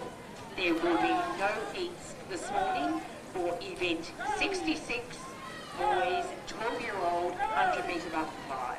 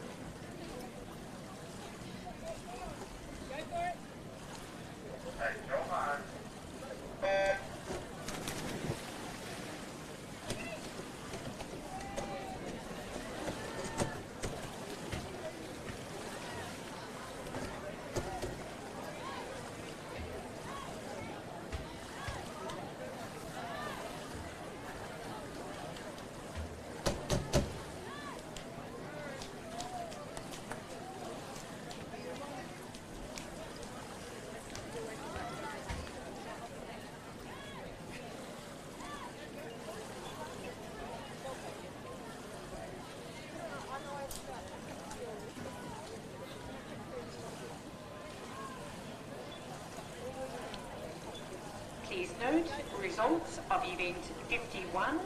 The girls 16-17 100-metre backstroke have now been posted. Girls wishing to withdraw from that event must do so prior to 11:46, please. That's event 51. Girls 16-17 100-metre backstroke event have now been posted.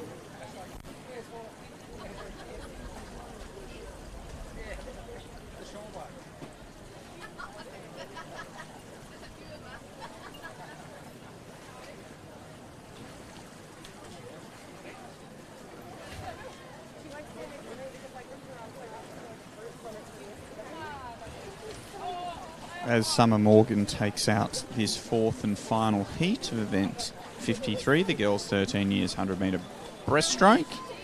We're now going to move along to event 54, the boys 13 years 100-metre breaststroke. We have 4 heats. Behind the blocks is heat 1.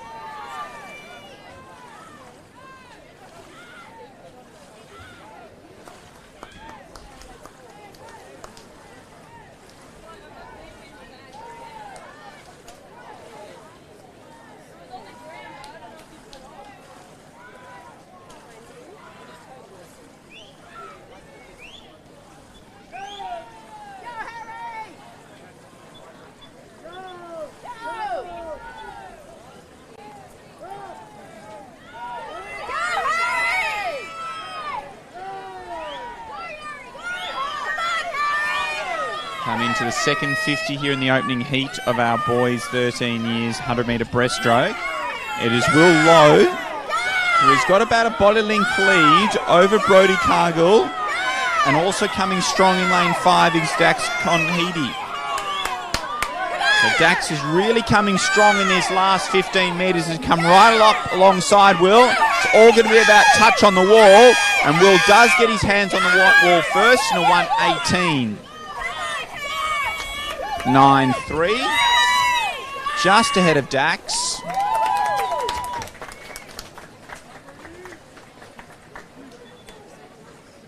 With Brodie Cargill in third. So nice to see 3 boys under that 120 mark in this opening heat. That's setting the standard for the heats to follow. Based on entry times, we only had 2 swimmers under that 120 mark. So we've already added another couple of boys breaking that 120 for the first time. Our second swimmer that had an entry time under the 120 is now in the water in lane 4, Ryan Sinclair. We have an infraction report. Event 53, heat 4, lane 4. The swimmer was disqualified, started before starting signal. That's event 53, heat 4, lane 4. So it is Ryan Sinclair, our visitor from Albury Amateur, who is leading through this opening 50. So Ryan turns in a 35.13. It's a really good start with his PB being a 1:17.10. He's given himself a chance to swim around that personal best time. Swimming well along on either side of him is Bosco Dew in lane 3 and Lucas Kempf in lane 4. Sorry, in lane 5. But it is in lane 4, Ryan Sinclair, who is going to take this heat 2 out. Let's see how close to his personal best he can swim. It looks like he's going to take a big chunk off and comes into touch in a 1:14.71, taking 2.5 seconds off his personal best. Followed in by Lucas, who also managed to swim under that 120 mark. And in third place, Bosco Dew.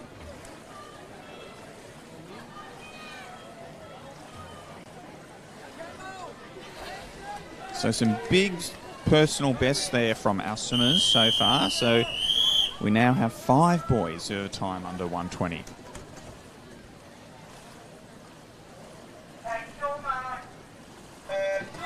Will anyone join them in this third and final seeded heat before we move on to our fourth and final heat? Samuel Mills is our fastest qualifier on seeds with a 1:20.50. So we'll see how close he might be able to go to that magical 120 barrier, which is a big barrier to break for a 100-metre breaststroke. So nice high stroke rate from Samuel Mills in this opening 50. It's definitely a barrier to break because one of the boys who just topped out before has achieved his national time. So fantastic in the heat before. We had a national qualifier as Samuel Mills got out nice and strongly in that first 50, giving himself every chance to swim under this 120 barrier in their heats. So our 13-year-old boys are setting the standard nice and high as we approach 15 metres to go. He's keeping his stroke rate up nice and high and to try and maintain that length in the final 15 metres. Trying to finish that stroke off before he starts his next one, so he's getting maximum value for every stroke he's doing as he comes underneath the flags and into the wall and touches in a 1:19.58. So again, another person breaking that 120 barrier for the first time.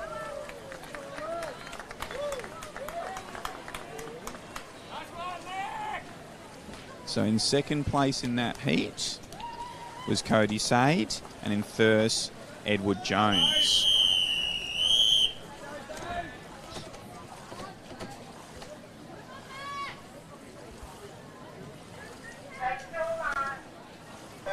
So joining those 6 boys in the final who all broke 120 will be our 2 boys who swam a 122. Unless someone from this final heat can swim faster. So 122 is what's sitting in 8th place at the moment. 122.83 set by Cody in that heat just then.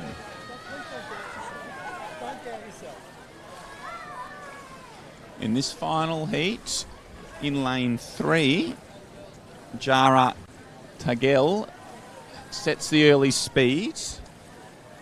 Slightly ahead of Finnegan Jackson as we approach the opening turn. Also swimming well from Warrnambool in lane 6 is Xavier Abeline as we move into our third 25.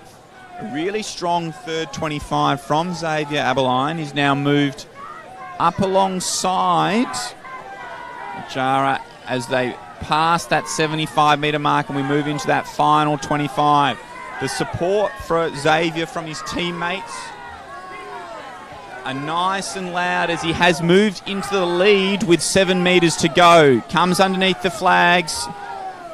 Looks like he's going to post a fantastic time and take chunks off his personal best, touching the wall in a 1:26 with an entry time of a 1:35. So took off nearly 10 seconds there, Xavier. So congratulations on that fabulous swim.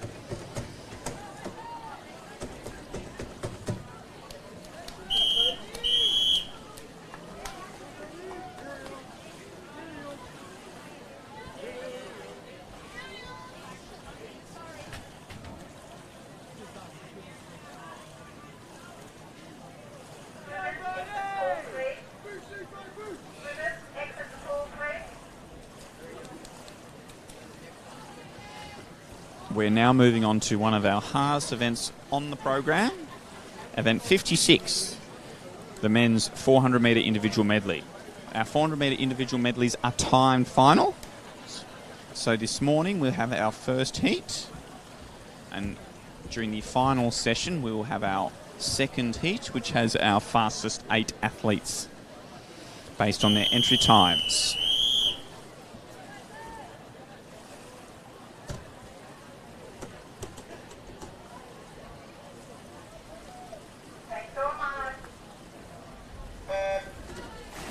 So in lane 3 from Horsham, we have Tom Erhardt. In lane 4 from Geelong, Aidan McGee. And lane 5 from Traralgon, Brodie Cargill. So these swimmers, we're trying to post a time, and their time will be compared against the other 8 boys who will swim in this evening's final session. Having a look down on the athletes, it's good to see that we've got a range of ages for that final session with some experience and some youth in that fastest heat.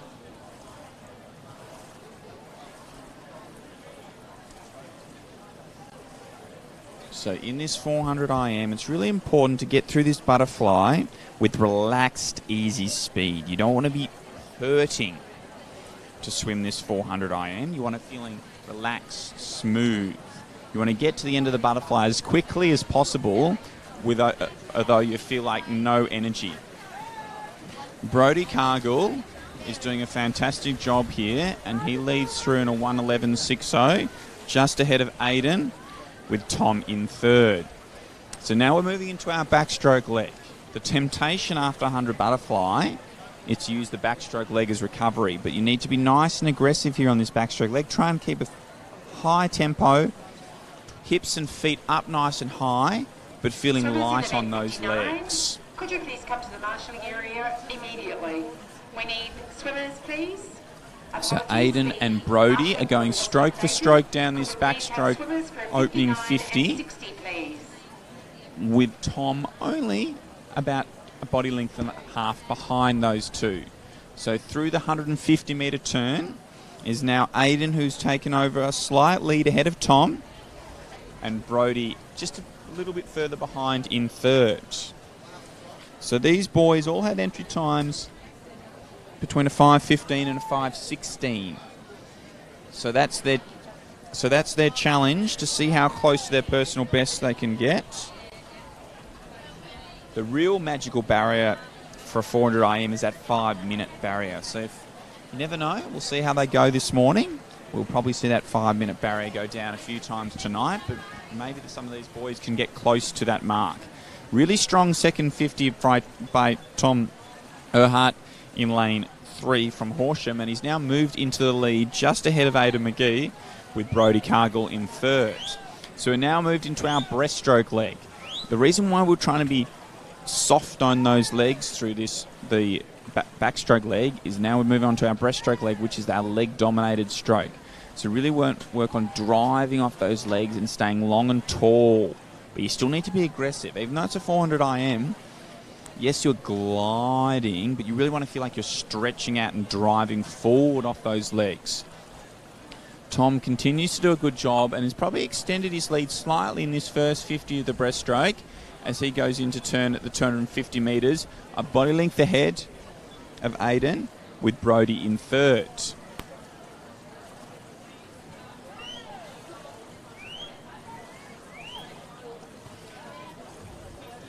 So real strong middle 100, 200 here from Tom Erhardt as he leads as we approach the final 25 metres of our breaststroke leg. Aidan McGee's keeping him honest though and staying just a body length behind as we move into the final 5 metres of breaststroke, and we move to our breaststroke to freestyle turn. So it is Tom who turns first, ahead of Aidan, with Brodie in third. Now, when we come off that wall, we need to really work those legs straight away, right from the start. The temptation of 400 IM in that freestyle is to feel like you build into it and then sprint that last 50, but you have to go right from the start. You have to be bold and attack this first 50 of freestyle. All the boys are doing a good job of really starting to bring their legs in. And Tom Erhardt turns now at the 350 metre mark with 50 metres to go. He leads by a second and a half over Aidan McGee with Brodie Cargill in third. So we've got 25 metres to swim. The boys are doing a fantastic job of keeping those legs going at the end of a 400 IM. Really tough to keep that stroke rate up and those legs going nice and hard. Tom Erhardt is going to take this heat out and post a time for those swimmers tonight to try and beat. And Tom comes into the wall and touches in a 5:13.03 with Aidan a 5:15.02. Both of those, and Brodie touching now in a 5:24.48. So nice PB swim there by Tom. Aidan swam right on his PB, just missing it by 100th of a second. And so those are the times that the swimmers in tonight's final will be competing against. So all swimmers in those time finals, the results after this final session will then be compared for our final results. So congratulations to those three boys, tackling one of the hardest events on the program. Before we move along now to event 58, our men's 50 metre freestyle multi-class. A reminder, our multi-class events are being supported by the personnel group. So make sure you check their website out at personnelgroup.com.au, and they're about supporting people with disabilities into the workforce.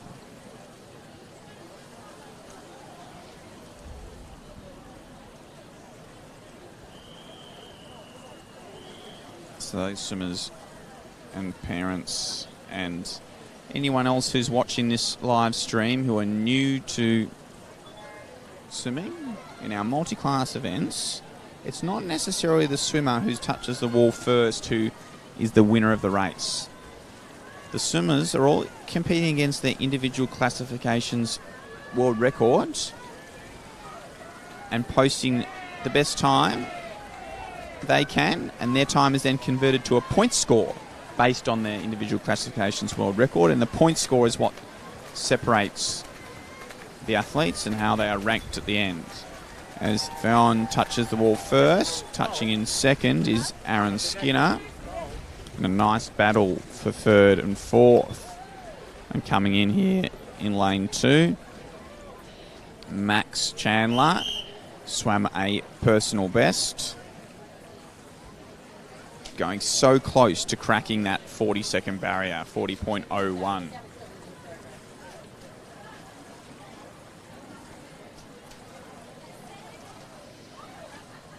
So we now have heat 2 behind the blocks.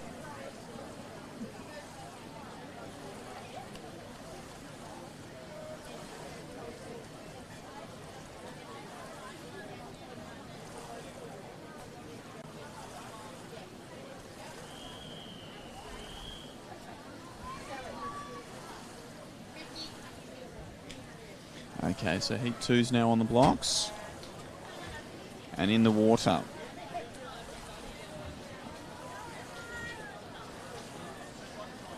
Okay, I'm very interested to see how Eli Kerr in lane 6 goes. Every time I've seen him swim recently, he seems to be posting personal bests. So let's see if he can post another personal best time. In the lead here is Dominic Hoggard, ahead of Lockie Bellion. So Dominic will touch first, with Lockie touching the wall in second, and Eli Kerr in lane 6 has taken another 2 seconds or second and a half off his personal best. So fantastic swimming by our competitors there. As we move now along to event 59, our women's 100-metre butterfly.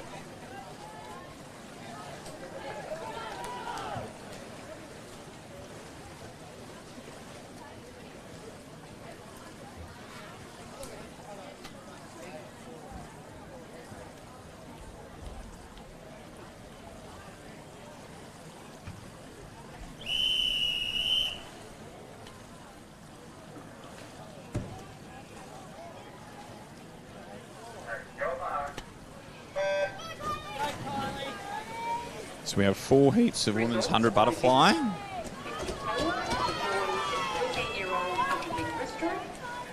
See some of the swimmers who competed in their age group 100 butterfly earlier are doubling up. In this opening heat, Isabella Simons in lane 4 is leading through the opening 25 and does look like she's going to turn first here, closely followed by Nicole Briscoe. And another reminder to girls 11 and under, 50-metre freestyle. Please check. So our first 3 swimmers, so Kylie Cross, Isabel Simmons and Nicole Briscoe, all getting about 8 metres off that wall at the 50-metre end. Isabel maintaining a slight lead as we approach the final 15. Kylie Cross starting to challenge as we move under the flags, and Kylie might take this out if she can land on a full stroke. A little bit of a short finish into the wall buzz. Does take it out though in a 107.31 ahead of Isabel, with Nicole in third.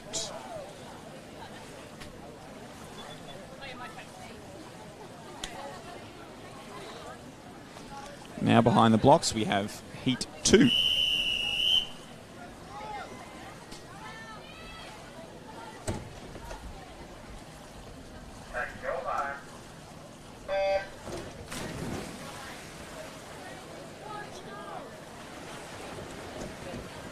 Strong underwaters in lane 3 from Isabella Canty.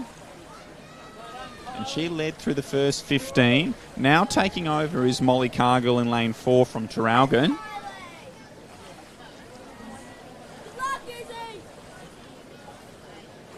As Molly approaches the 50-metre turn and touches and turns through in a 30.93. With Isabel Canty in second and Bridget Kane third. So Molly Cargill continues to lead here in this second heat of the women's 100 butterfly. And is holding on to about a body length lead as we move into the final 15. A really strong second 50 from Bridget Kane has her closing the gap on her younger teammate as they come underneath the flags, but it will be Molly who takes this second heat out ahead of Bridget, with Isabel Canty in third.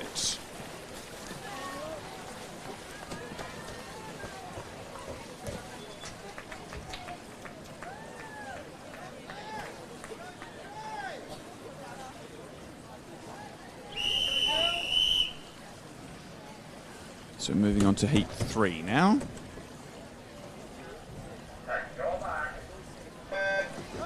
Across the opening 2 heats, we've had 6 swimmers post times under the 1:10 mark. So that's sort of the point where you're going to be looking to qualify for the final this evening. Starting well in lane 4 is Abby Jane Warner, and alongside her, Isla Ho. As they go into turn, it is Abby J. Warner who leads ahead of Isla Ho, and does continue to lead out of the turn. Also with a good turn there in lane 3, Olivia Bailey. And swimming well in this second 50 is Jessie Steinem. Jessie's known for coming home strong in all her races, which is doing a really good second 50 here to keep that going. Isla Ho has now moved up alongside Abby J. Warner as we move into our final 5 metres. And it's all going to be a matter about who can get their timing correct to touch the wall first. And it is Abby J. Warner who touches the wall ahead of Isla, with Jessie in third.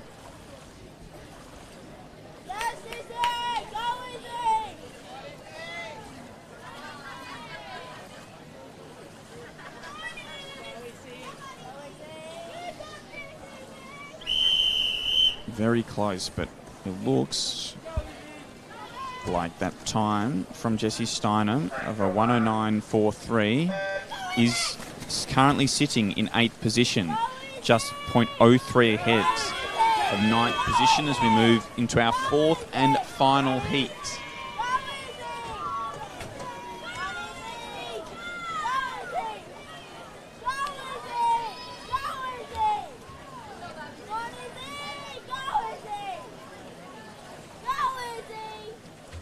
So our swimmers through this opening 50, nice and even.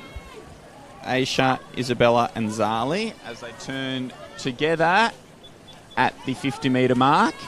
Let's see them work their dolphins off the wall. Looks like that Aisha got the best of the turns, coming up about the 7-metre mark off that wall. Swimming strongly in this second 50 is Isabel Barber from Wodonga City in lane 4. And in this last 25, now starting to make her move, is Zali Schneiders. So Zali's making a move in this last 15 and has come into the lead here. So all 3 of our athletes led during this race, with Zali taking it out in a 1:13.33 with a nice PB.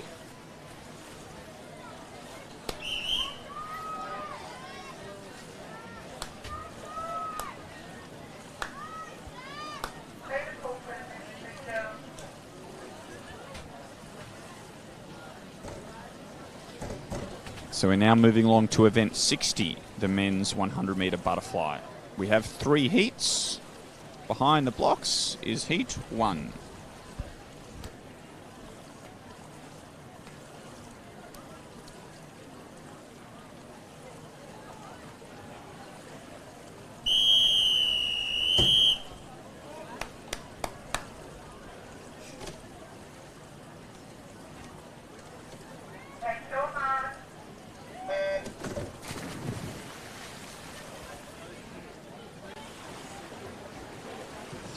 So Callum Halloran Lavelle from Warragul starting strongly here in this opening heat.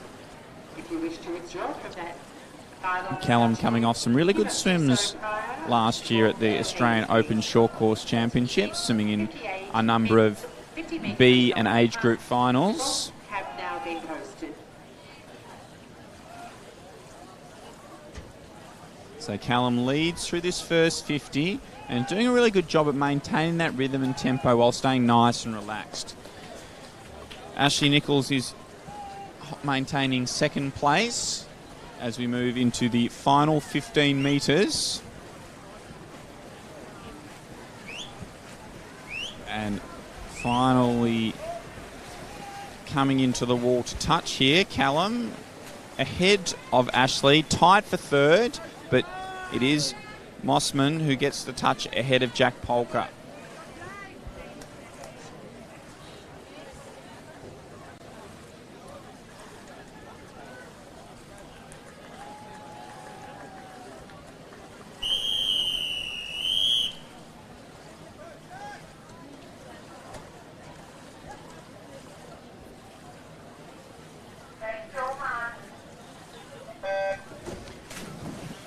Heat 2 is now in the water.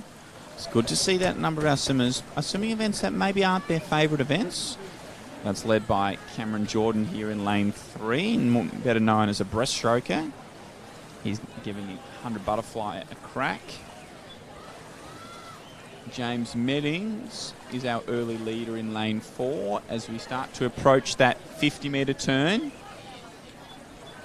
Lands on a nice full stroke, James, and works those underwaters strongly. Leads ahead of Cameron Jordan, with Andrew Rice in third.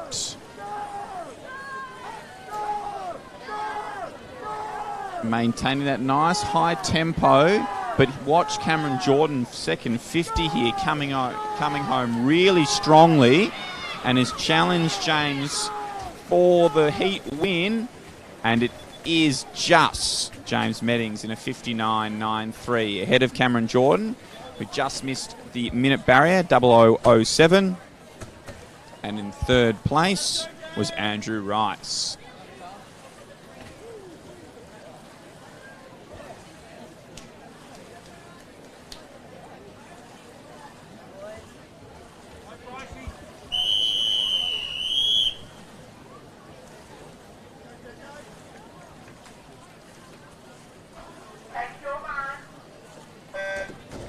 So just the 3 in this third and final heat.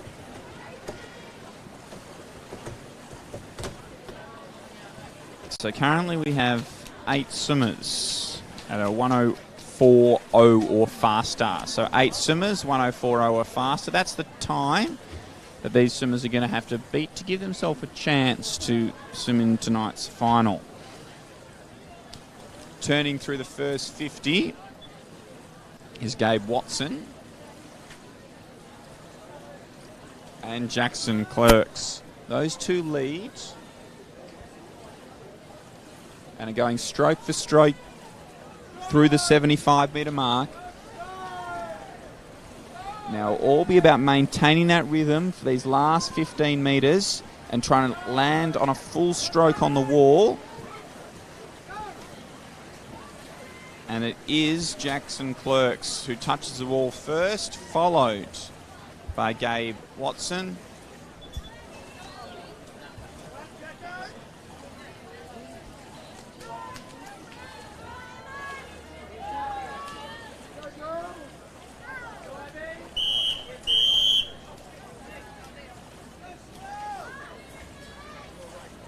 We're now moving on to event 61, the girls 16-17 100-metre freestyle.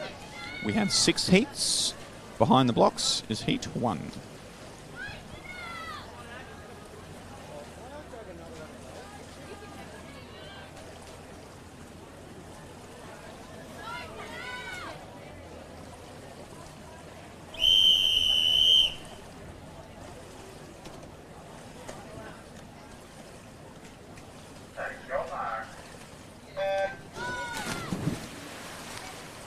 Swimmers, please note, results of event 59, the women's 100-metre butterfly, have now been posted. If you wish to withdraw from this afternoon's final, You must also prior to 12:16, please. That's event 59. So our fastest qualifier and the only swimmer under the minute on their entry times, Eloise Wills, does lead through this first 50 in a 30.00.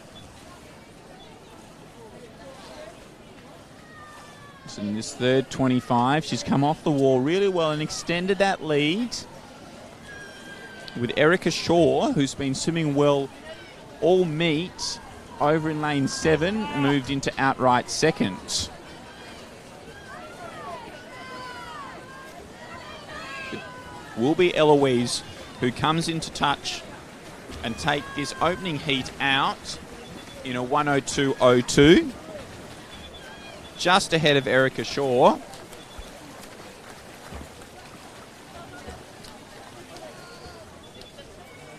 And our third place finisher in our opening heat was Amelia Mills.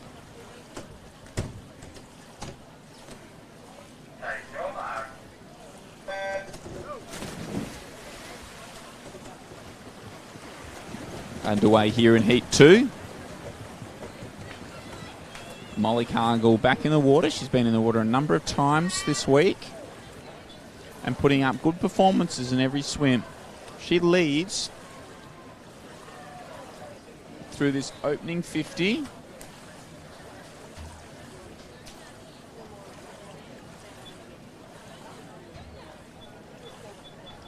And turns first in a 30.11.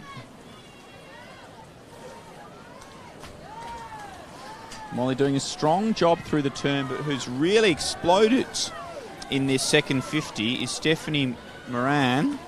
And Steph is now moved into the lead and is going to take Heat 2 out here. So Steph comes in and touches first, ahead of Molly, with Sanaya in third. The men's 100-metre butterfly have now been posted.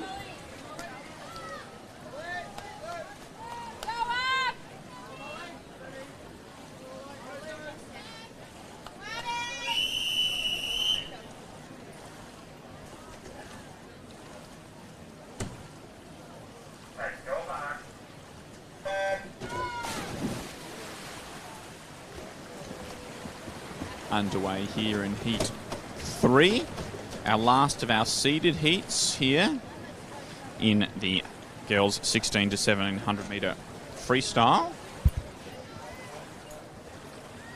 In lane 4 with the best of the starts, Nicole Briscoe, and right up alongside her is Madison Boyd. Those two are going to turn first, and it is Madison who's going to touch first at the 50 metre mark. Also swimming well in lane 6 is Molly Dennis. Coming strongly now in this second 50 is Zoe Dowler to make it a race in 4 as we approach the final 25.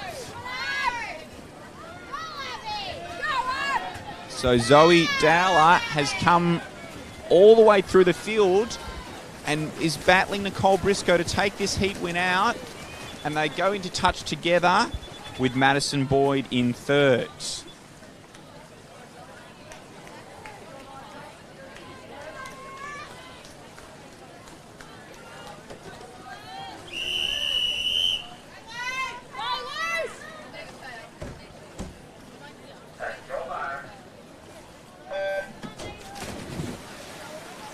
So we're underway, Heat 4 in the water. And it does look like you needed to post that 1:03 time to be sitting in the top 8 after our seeded heats.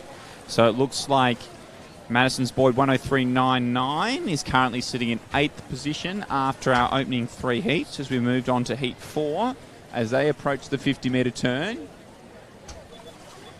In lane 3, it's Nicolette Wright who leads.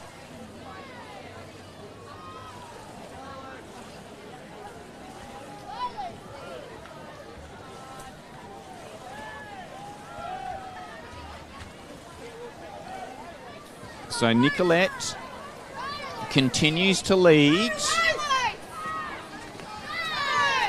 as she has from the start of this race, but it's really strong finish from Lucy Elderfield, and Lucy will take this out. And Lucy's time was a 1:05.66.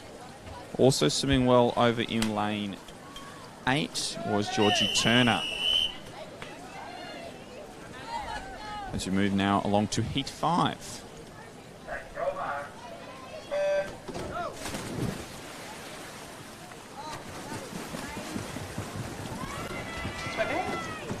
Reminder that Makita are here this weekend, but they are about to pack up. They'll be packing up at about 2 o'clock this afternoon. So if you wish to purchase any of your Funkita items, then please do so as soon as possible. They are just outside the other pool. So a strong start here in lane 7. You would like to purchase before they go. By Lucy Benton. Also swimming well in lane 1, Demi Candy. And lane 2, Mimi Jenkins. Putting together a really good second 50 is Madeline Pearce over in lane 8. So it's the outside of the pool that looks like they're going to take heat 5 out.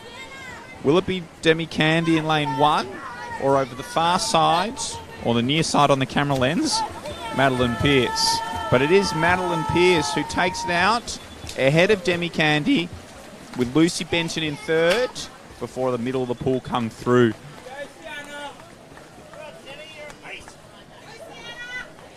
As we're now moving along to heat 6, our 6th and final heat.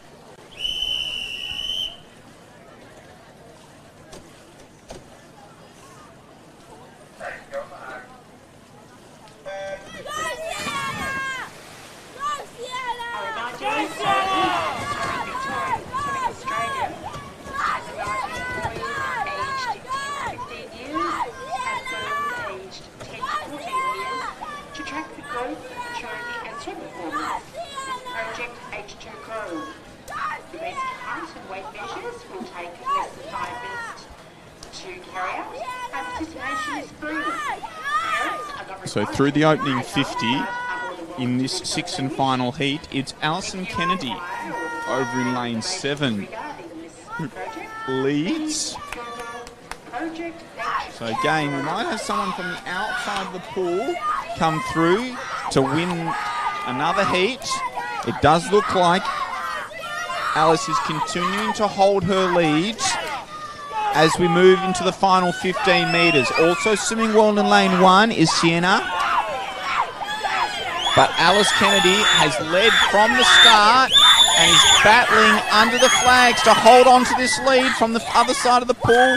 But it will be Sienna who touches the wall first, ahead of Alice, with 3rd place going to Sky Munro. That concludes event 61. We'll now move along to event 62, the boys 16-17 years 100-metre freestyle. We have 4 heats. Behind the blocks is heat 1.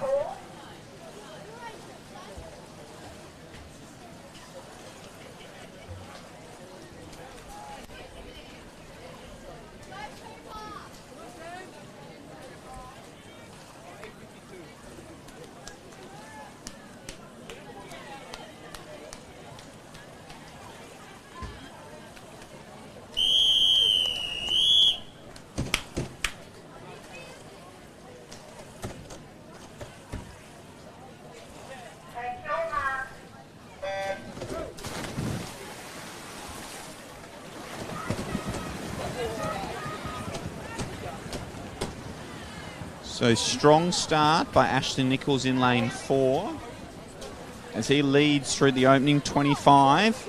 This first heat of our 16 to 17-year-old boys 100-metre freestyle. Swimming up alongside him in lane 5 is Josh Dwyer, and those two turn first and second through the opening 50. Lachlan Reese from Hamilton Olympic is also swimming well over the opening 50. And those three are just slightly ahead of the rest of the field. Starting to make a strong move in lane 6 is Thomas Smith. But it still continues to be Ashley Nichols who leads as we approach the final 5 metres. Coming right up alongside him is Josh Swire. And those two touch first and second.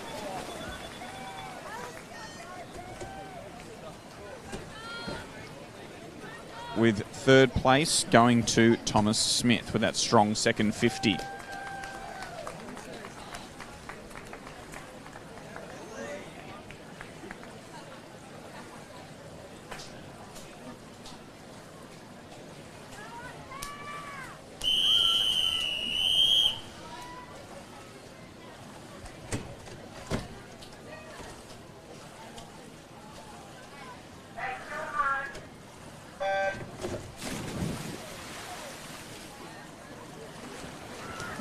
Underway here in Heat 2 with Cooper Sutherland from Ballarat Gold in lane 4. Strong off the block, working his underwaters and coming up in the lead.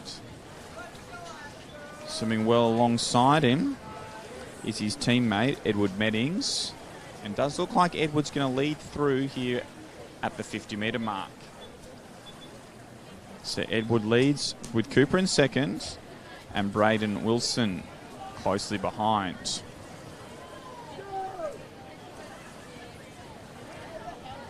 So Edward continues to lead. Cooper Sutherland is decreasing the margin though. So the two Ballarat Gold boys going head to head in this second heat as we approach the final 5 metres, as they come under the wall and touch with Cooper Sutherland taking it out ahead of Ed Meddings, and in third place in lane 6 was Braden Wilson.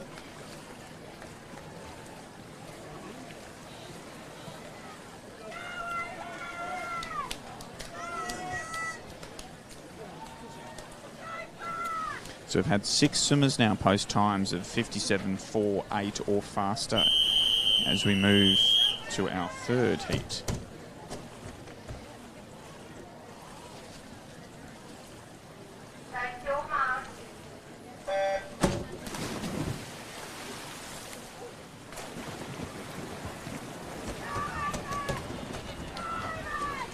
Swimmers, please remember that the kick Strong, even start.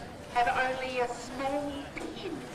If you kick at it extremely hard, you will break it. Across the field here, Do with not do so. a number of our boys with a chance to lead through this opening 50, but it is Ashton Thompson Hill who leads in lane 6 from Geelong Sharks.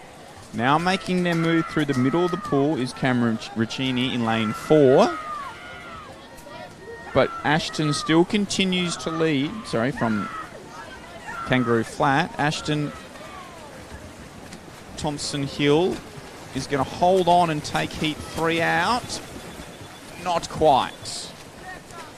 Cameron, with a strong finish, touches the wall in first, just ahead of Ashton, and in third place was Joshua Wilkinson. Only 0.01 of a second ahead.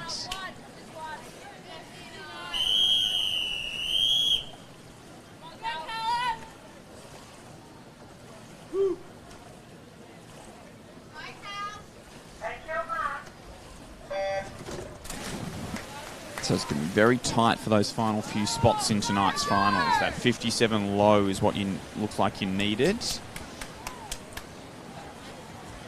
to qualify for the final. May have even been 56 high. Strong swimming from our 16 to 17 year olds. As we move on to our fourth and final heat, we'll see if any of our swimmers can post times close to that minute mark, with Tate Pearson having an entry time of 1:00.88, leading through that first 50 with 27.95. He's given himself a chance to swim around his personal best, getting out nice and strongly and continuing to work that third 25 with a nice strong kick here. So he's chasing down that minute barrier as he moves into the final 10 metres. Will he be able to hold on and challenge that 60-second barrier here? and comes in and touches in a 58.02. Absolutely smashes his PB. Swims under the minute for the first time.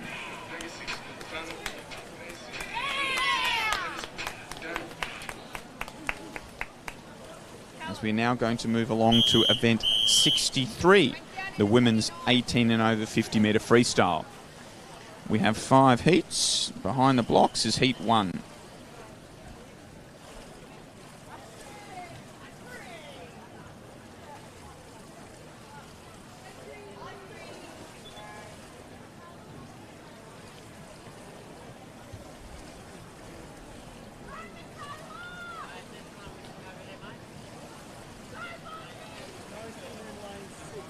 Nice even start through the middle of the pool here in our women's 18 and over 50 freestyle. Does look like Janessa Fitzgerald will take this opening heat out in a time of 28.43 ahead of Isabel Simons, and in third place in lane 7 was Emile Cardone.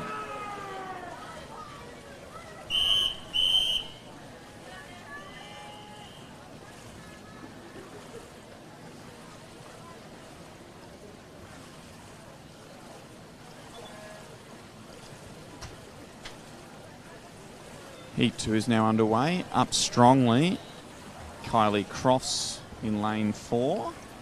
It's just ahead of Anna Mittel in lane 5 as they go through the 35-metre mark. Kylie continues to lead here.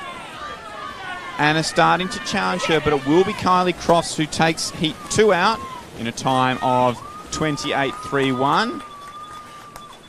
Ahead of Anna, and in third place was Bridget Kane.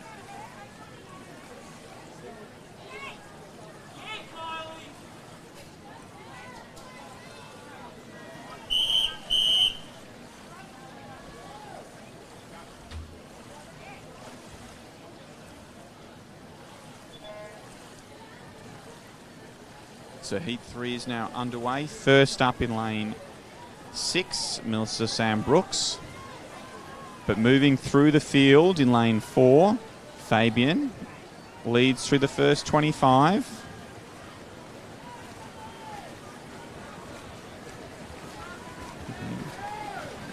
And it's nice and close across the field, maybe even over there in lane 8. No, it is lane 4, and Fabian who takes it out in a 28.78. But we had 6 swimmers under 28.40. Definitely our fastest heat so far. So it's now really challenging to make that final. Probably going to have to be a 29 very low to give themselves a chance to final.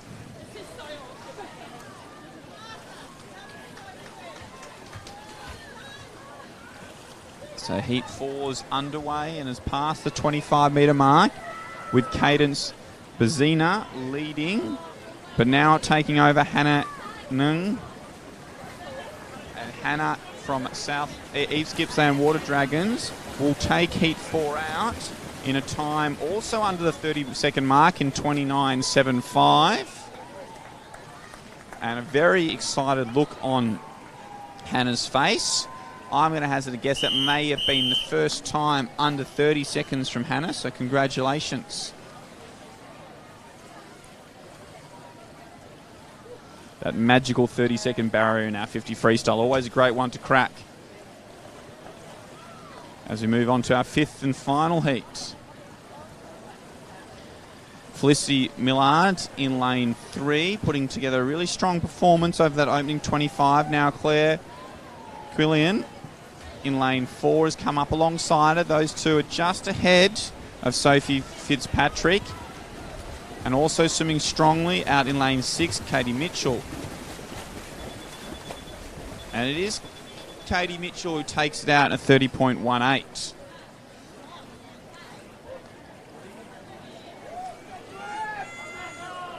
We're now going to move on to event 64. our men's 18 and over 50 metre freestyle. We have 6 heats. Behind the blocks is heat 1.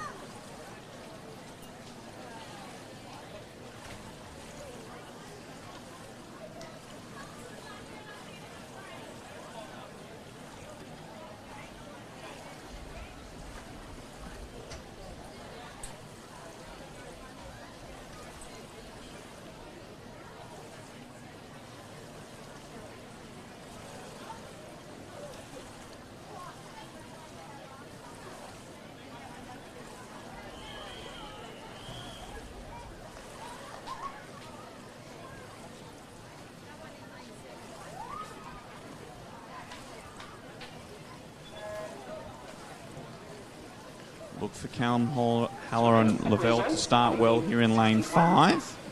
Also strong starter Andrew Rice in lane 4. Those two lead ahead of a strong swim over here in lane 3 from Jordan Cargill. And William Elliott from Warrnambool in lane 2. But it is our swimmers in the centre of the pool, Andrew and Callum, who touch the wall together, with Andrew getting the touch in a 24.08, just ahead of Callum in 24.19. With Gabe Watson coming in third.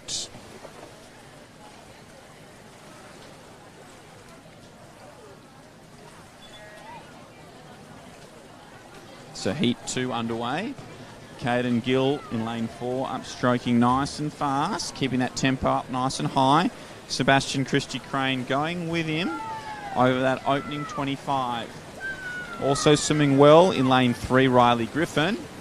Those three just fractionally ahead, but it will be Caden Gill who takes this heat out, ahead of Sebastian. Riley in third.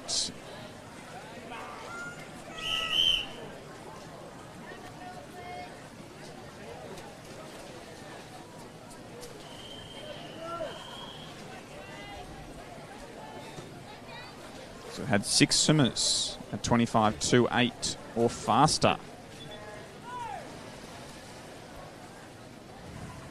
So we'll see what Heat 3 has in store. Strong start in lane 2 from Joshua Wright. Now working through the middle, Matthew Jenkins. And Joshua from South Gippsland Bass has moved through in lane 5 to take this heat out in a 24.40. Ahead of Matthew Jenkins, and in third, Cameron Jordan.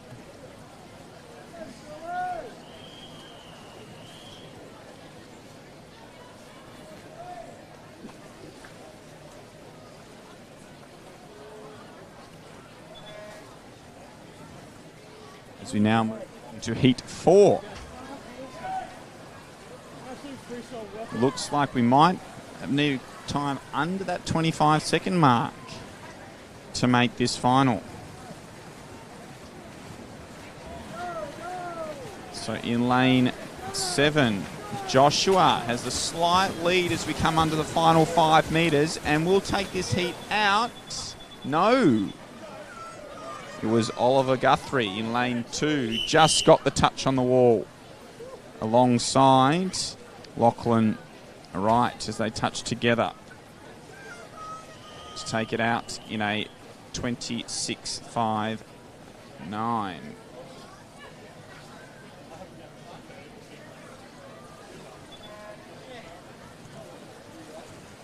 So moving along now to heat 5. And Jack and Michael Polka taking up the centre of the pool here in lanes 4 and 5. Charlie Whitsett challenging the more experienced swimmers in lane 3. Also swimming well in lane 2, Josh Stott, our oldest athlete in the water, and he does take it out in a 26.78 at 44 years young.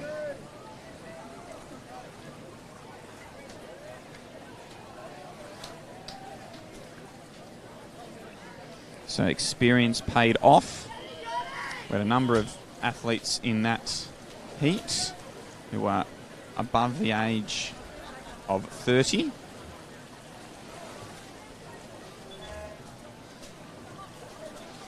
as now our sixth and final heat is in the water.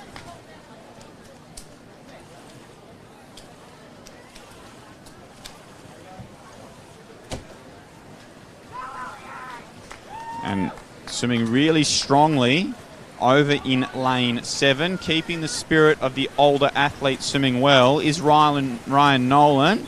And Ryan Nolan comes into touch in a 25.97. So our 40 pluses showing how it's done. Taking out those last two heats.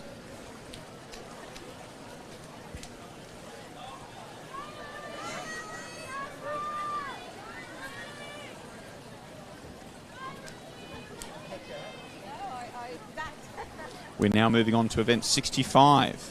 The girls 12 years, 100 metre butterfly. We have two heats. Behind the blocks is heat 1.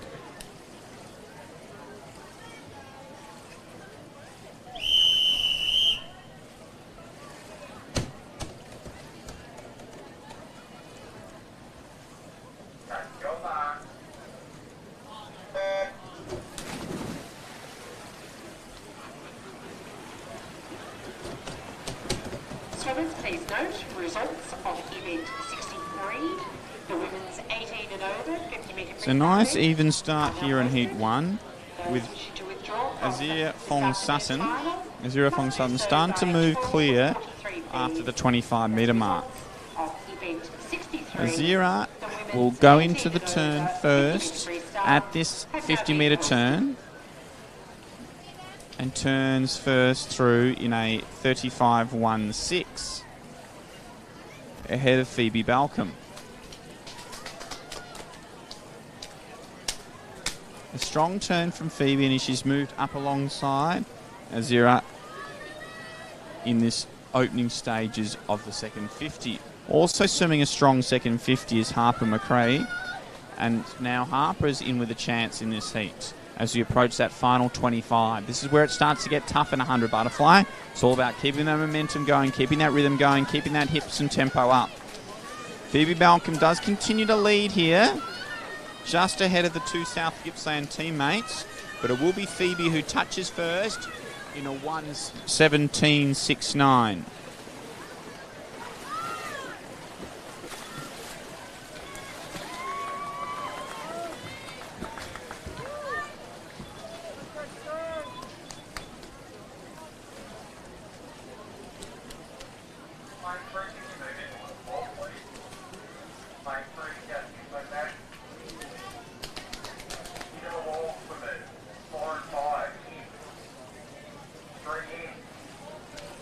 So we're now moving along to heat 2.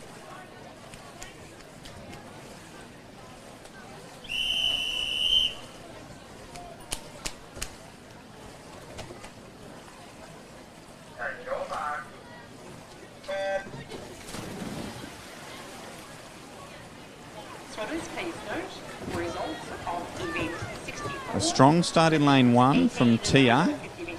And she led through the first 15 metres. Now starting to work through in the middle of the pool is both Gypsy and Hannah in lane 4 and 5 respectively. Those two have now taken over the lead with Hannah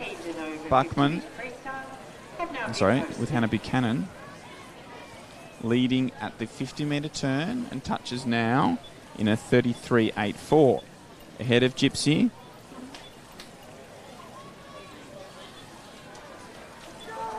So Hannah extends her lead out to 1.5 body lengths in this third 25.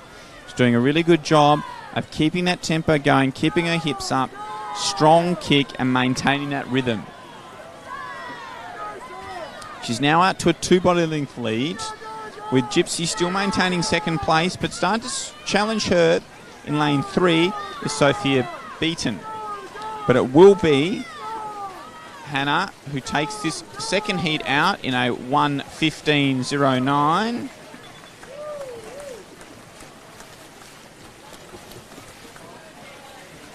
With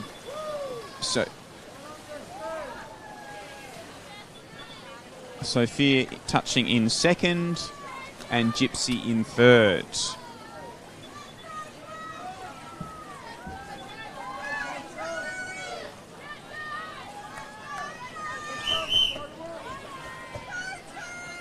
Looks like our swimmers need to post a time in that under 1:25 to make that final of our girls' 12 years 100-metre butterfly.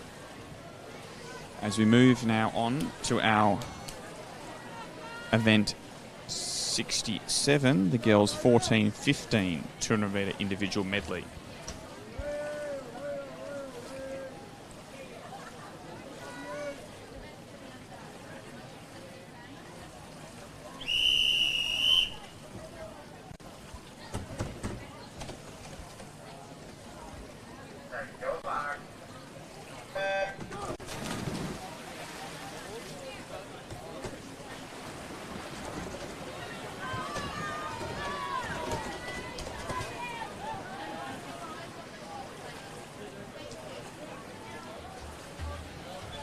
So starting strongly, Layla Chapman in lane 2 through this opening 25 metres of butterfly. Now starting to work through into the lead, Ava Candy and Brooke Briscoe.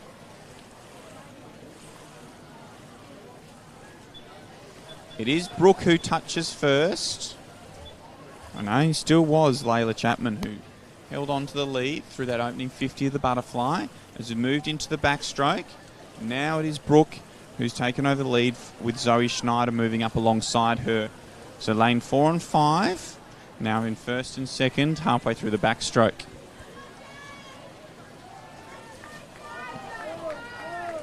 So really strong backstroke leg here by Brooke Briscoe, and she's moved into a 3/4 of the body length lead over Zoe Schneider as we approach the halfway stage, with Jade King from Warrnambool moving up into second on the touch.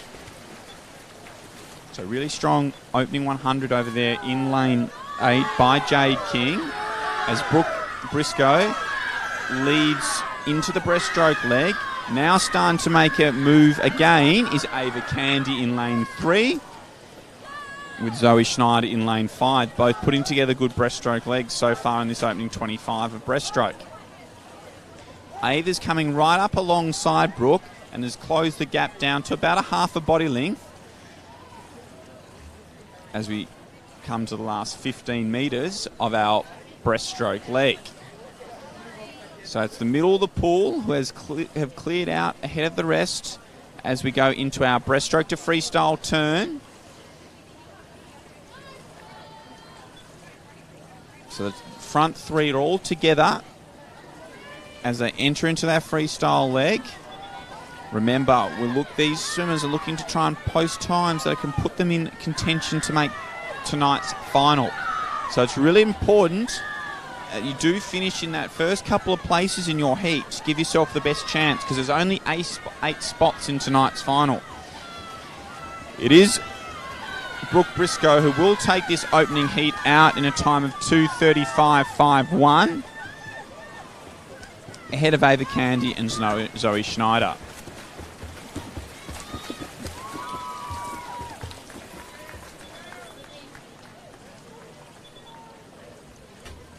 Come on, Faye!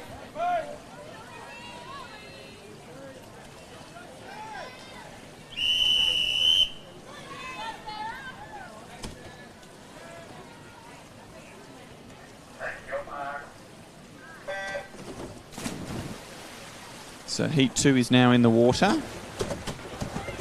Strong underwaters from Jessica Whiting in lane 3, and she'll lead at the 15-metre mark. But now Kira Shaw in lane 2 has taken over the lead through the 25 metres of our butterfly leg.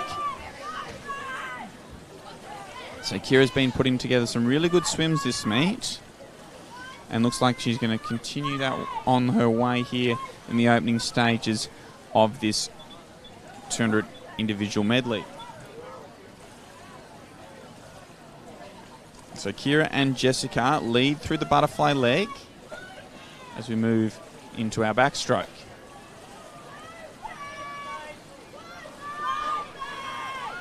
So Kira's now out to a body length lead over Jessica halfway through our backstroke leg, with Rani Matheston putting together a good swim in lane 5 and Sarah Steinman over in lane 8 moving into challenge for second.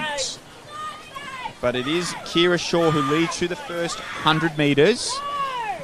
Nice tight battle for second between Jessica Whiting and Sarah Steinman. With Rani Matheson not out of it yet. We know Rani's a good breaststroker, and look for her to make her move through this middle 100. Also making her move is Isabella Ray in the centre of the pool.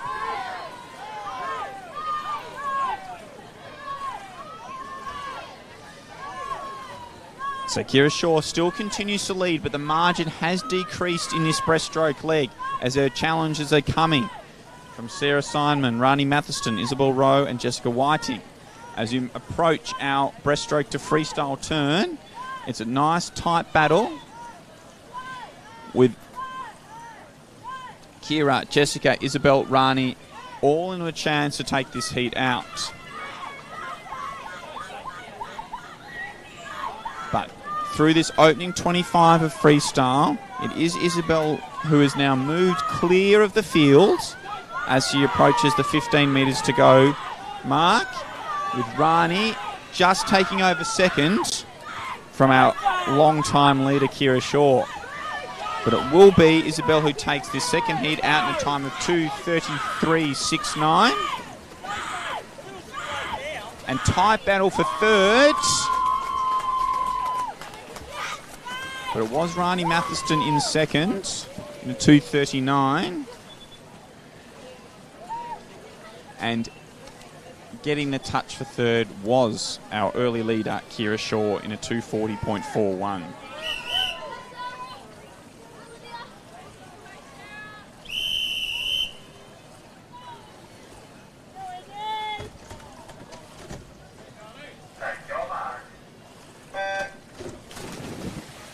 So our third heat's now in the water. With Scarlett Travasky and Olivia Bailey off to a good start in the middle of the pool. Olivia has continued that through this opening 25 of butterfly and looks like she will lead through the butterfly leg.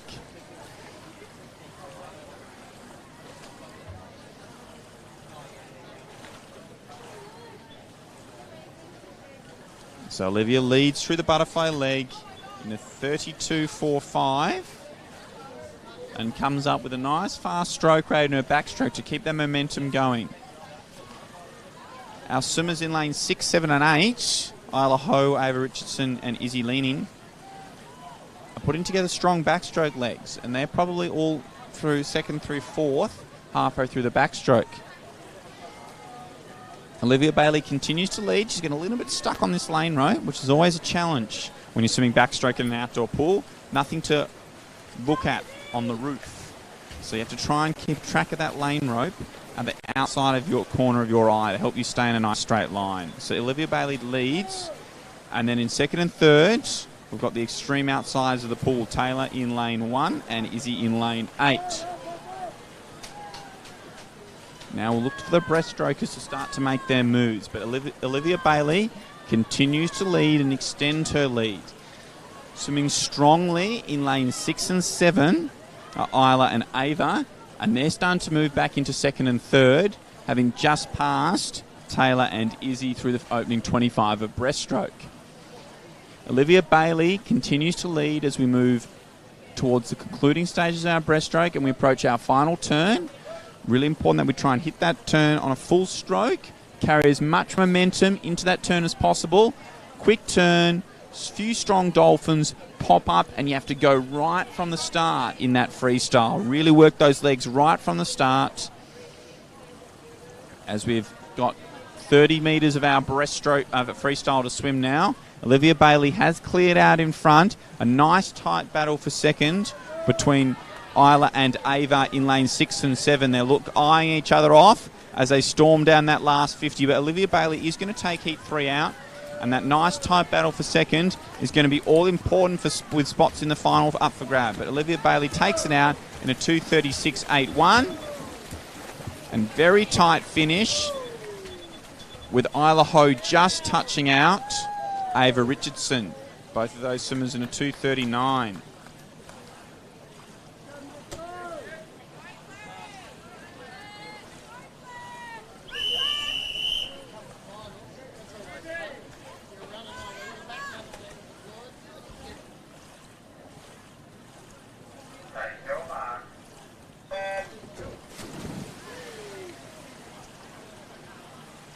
And we're under here in heat 4.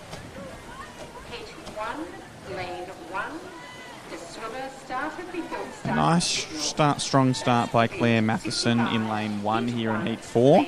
Now starting to move through Ruby Paulette in lane 4. And in lane 5, also swimming well in this opening 50 of butterfly, April Downing. But it is Ruby who leads with a 33.33 after the butterfly leg as our swimmers move on to their backstroke. In our individual medley, it's really important that we keep that tempo up nice and high in our backstroke. And really work on that body position, try and keep your hips and feet up. While you might not want to be doing hard legs, they need to be nice and high in the water so they're not creating any drag. So Ruby continues to lead. Sorry, April is now in the lead, with Catherine moving into 3rd place. So through the first 100, April turns in a 1:15.28, with Catherine moving into 2nd and Ruby in 3rd. Starting strongly in lane 6 in this breaststroke leg is Asha Chalmers, and she's now moved into 2nd or 3rd place as she starts to chase our leader through the backstroke, April Downing.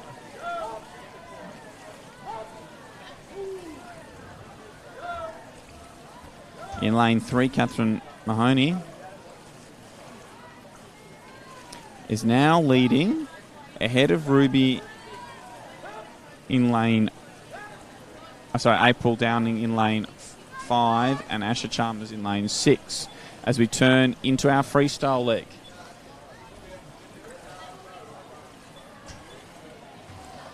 So really work on those strong legs in this freestyle leg. Keep that kick going nice and strong and be positive and aggressive. Your body might be hurting, but you have to keep that tempo up as we move into our last 25 of our freestyle. It's nice and close, with Asha Chalmers making a strong push in this freestyle leg, and she's going to come up alongside April Downing and take this 4th heat out. Really strong freestyle swim from Asha, and she takes it out in a time of 2:46.82, which is a nice 2.5 second PB.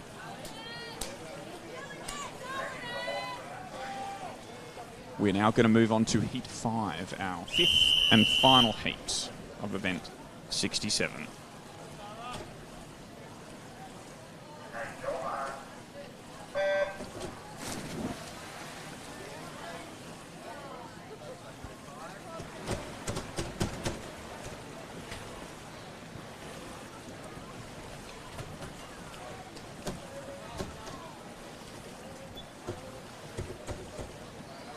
So Sophie Gilbert from Geelong Sharks in lane 2 looks to be our early leader through the butterfly portion.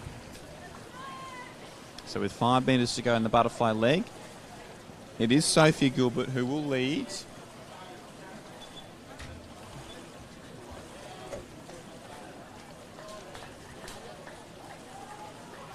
Ahead of Tara Dilhood in lane 3. And Ines in lane 4.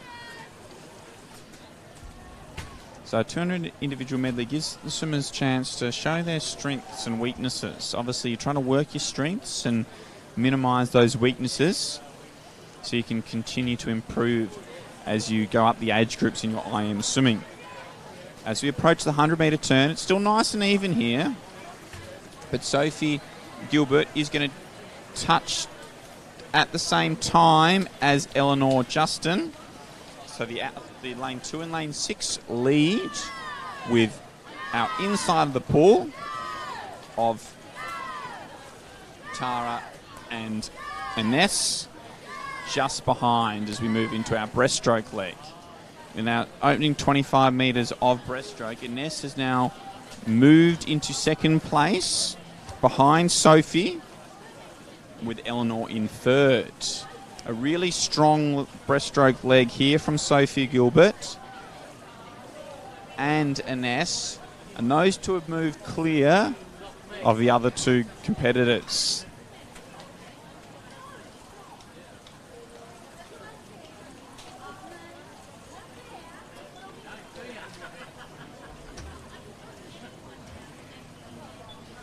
So we're now moving into our freestyle. Leg.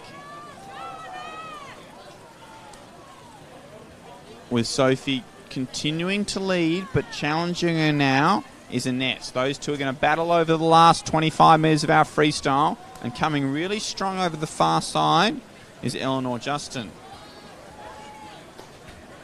It does look like, though, it's going to be Ines who's going to take out our fifth and final heat of our girls 14-15 200 metre individual medley, with Sophie Gilbert holding on for second ahead of a fast finishing Eleanor Justin. We're now moving along to event 68, the boys 14-15 200 metre individual medley. We have 5 heats, and behind the blocks is heat 1. Layla Chaplin of East Gippsland Horse Dragons. Layla Chapman. We have your lanyard here at the announcing table.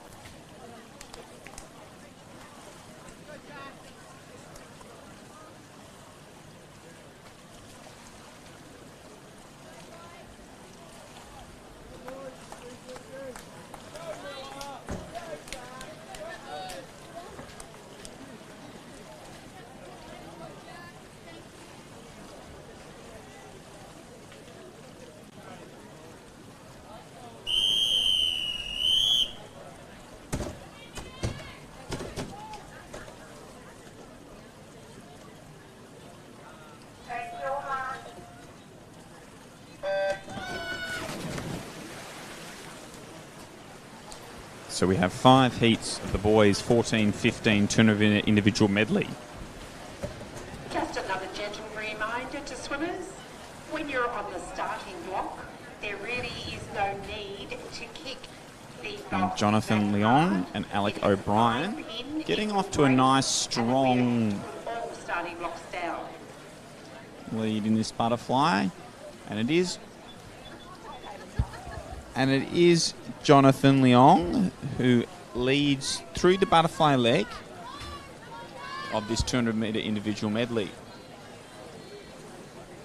Now putting together a really good swim in lane 2 is Andreas Ginnis, as he has moved into the lead. And also swimming well out there in lane 8 is Mostyn. And lane 6, Jack Lanen. So after the backstroke leg, it's nice and even with a spread right across the field of all these boys in contention in this heat.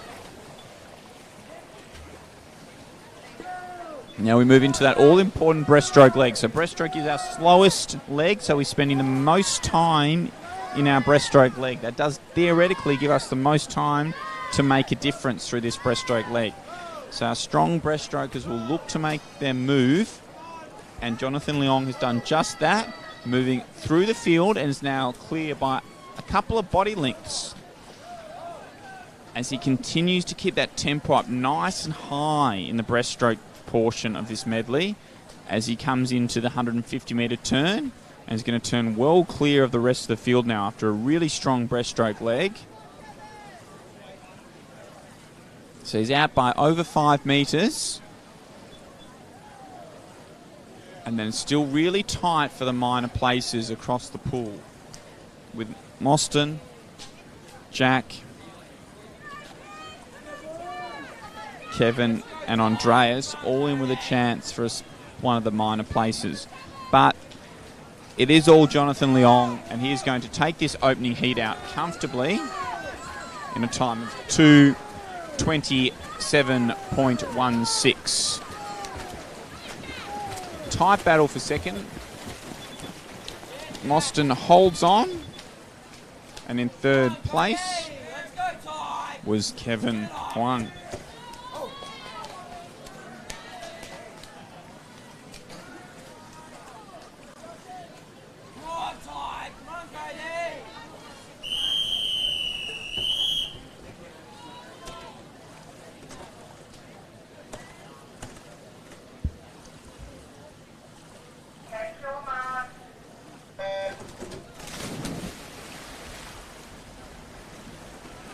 In the water now is heat 2 of event 68.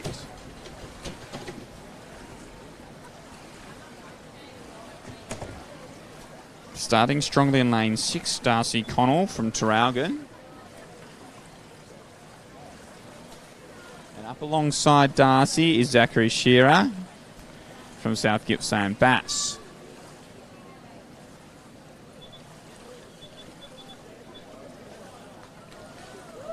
So we now move into our backstroke leg. And look for those boys to maintain that nice high stroke rate.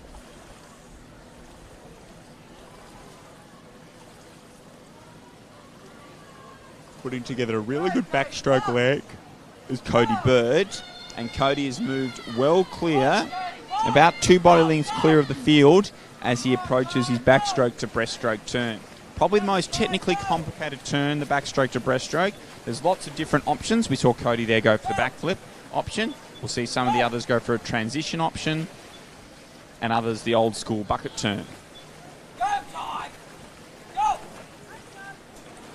Cody continues to lead through the opening part of our breaststroke leg, but watch the middle of the pool now work through with Tom Erhardt and Zachary Shearer starting to reduce the margin. And also swimming well is Oliver Kingston in lane 3. So Cody is holding on to a small lead now, but Tom Erhardt is closing the gap down and has just taken over as we approach the end of the breaststroke leg. And Tom will turn first. When second place, Zachary Shearer and Cody now in third. Now it's all important to maintain that tempo and that speed in our freestyle. Keep that tempo up nice and high. Really work your legs and attack the freestyle, no matter how much you're hurting. Tom Erhardt's doing a fantastic job. We saw Tom earlier in the 400 IM and has put together a really good swim in this 200-metre individual medley, and will take heat 2 out in a time of 2:26.56. A blanket finish for second. And we'll have to wait for the scoreboard to correct to just let us know what the final results were there.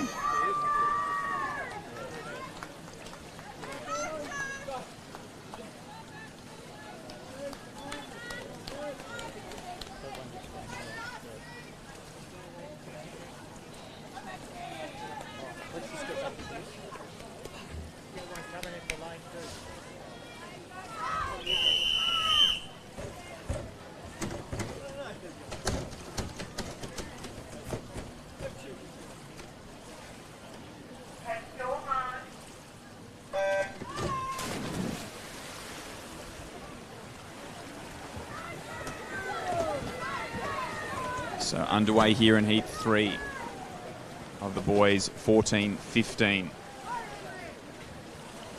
200-metre individual medley. So we've nearly reached the finishing stages of our morning's heat session here on day 2 of the Victorian Country Long Course Championships.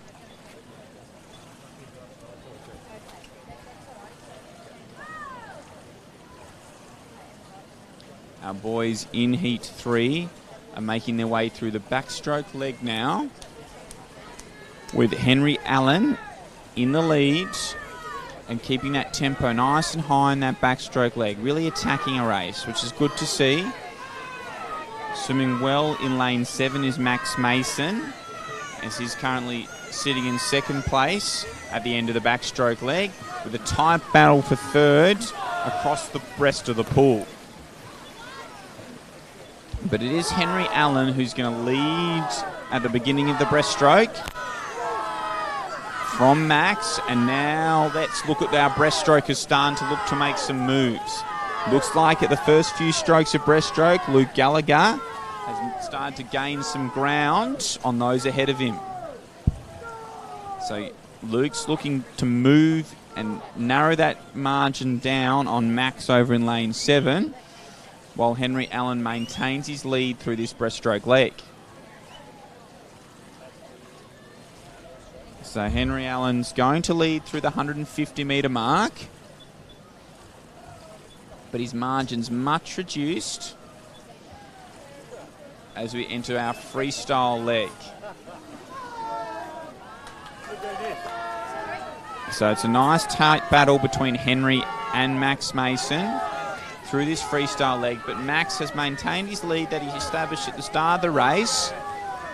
So Henry's established his lead at the start of the race and maintaining that. Max is holding on to second from a strong second 100 from Luke Gallagher. But it will be Henry Allen who takes this heat out in 2:26.72. Ahead of Max Mason with Luke Gallagher in third.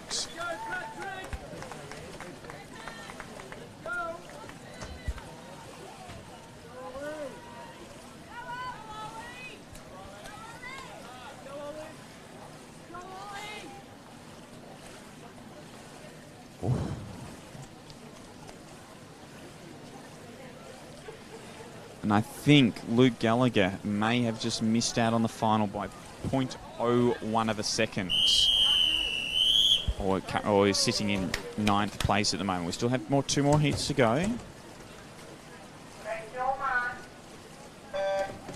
As we're underway in our 4th heat. So I think Luke Gallagher, who finished in that 3rd heat, is now sitting in 9th place at a 2:30.05. I believe that the 8th fastest time sits at a 2:30.04. So it looks like if any of these swimmers in the last 2 heats want to challenge for the final, they're going to have to go sub 2:30. A lot of these swimmers will just be trying to swim a personal best, with their entry times in this heat ranging from a 2:42 to a 2:44. As we move through the butterfly leg, nice and close across this field. Swimming strongly in lane 2 is Patrick Woolen. Sorry, lane 3, Oliver McCormack is swimming strongly. And he's cleared out a little bit from the rest of the field. Billy Boyd is sitting in 2nd place. And a nice tight battle for 3rd with our remaining swimmers.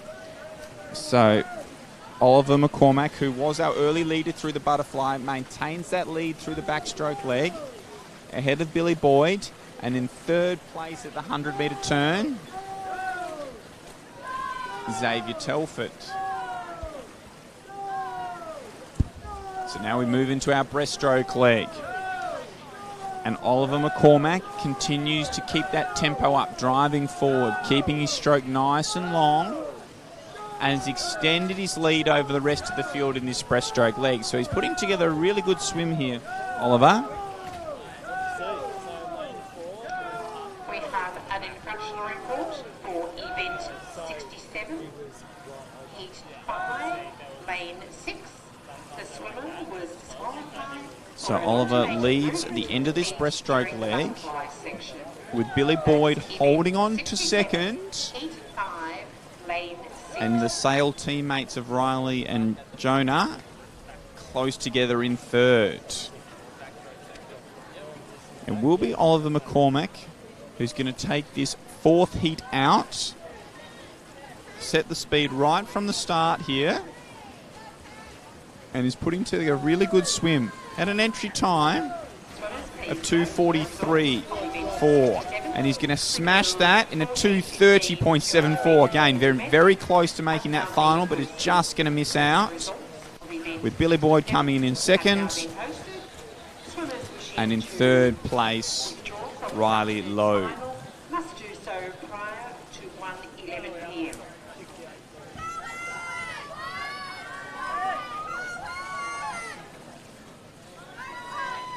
Some fantastic swims from those boys. I think we had 100% PBs from that 4th heat. All of them swimming fast in their entry time.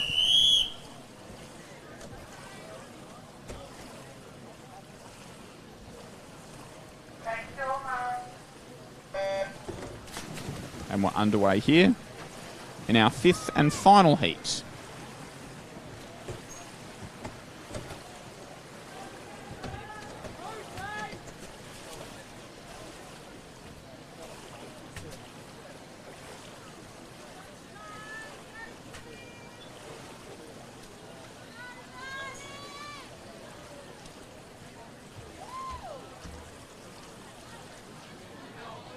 through our butterfly legs, nice and even with our three boys, as they all conclude their butterfly within a second of each other.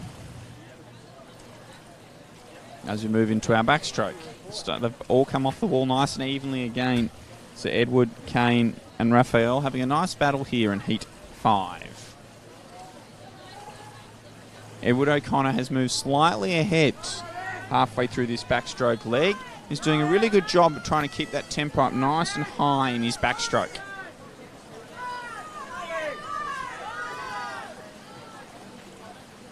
So Edwards maintained his lead and extended it out to a full body length as we conclude our backstroke leg and move on to our breaststroke.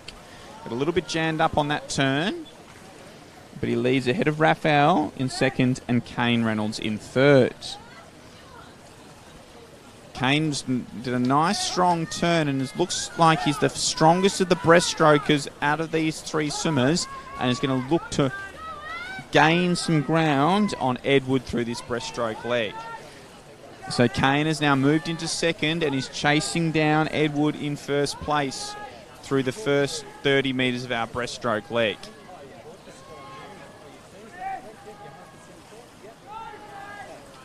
Those two boys are now about 2 body lengths clear of Raphael Rush in lane 5.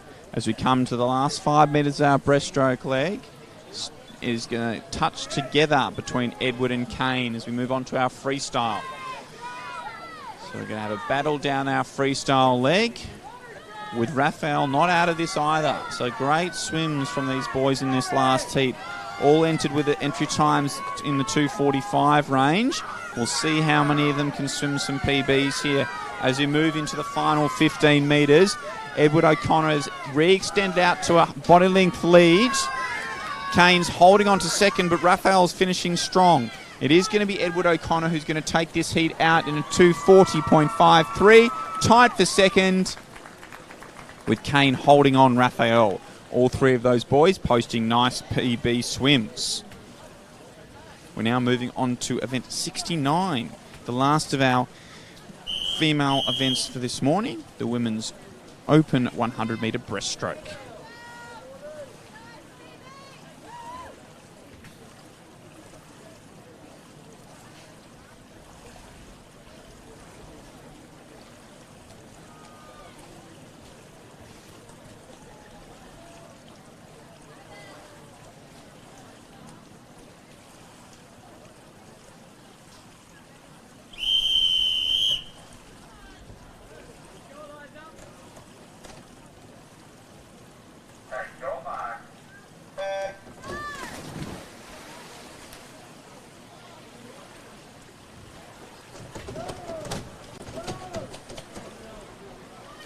So strong start in lane 4 from Rani Matherston, and in lane 5 from Isabel Rowe.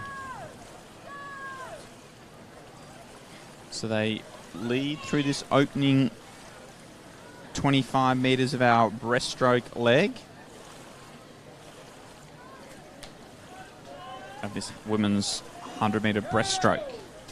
So through the 50 metre turn, it is Rani Matherston from South Gippsland Bass who turns first in a 37.44. So Rani has an entry time of 1:14.05. So really strong time there from Rani. And we'll see how close she can get to that time in the heats this morning. Challenging her in this second 50 and not letting her get it away is Isabel. And those two are clear of the field, but in third place out here in lane 1 is Amelia. And she battles for that third place in this opening heat, but it is between Rani and Isabel, and it is Rani who gets the touch in a 1:18.49, ahead of Isabel in a 1:18.88. So our two 14-year-olds going head and toe through our opening heat here in the women's open 100 breaststroke as we move along now to heat 2.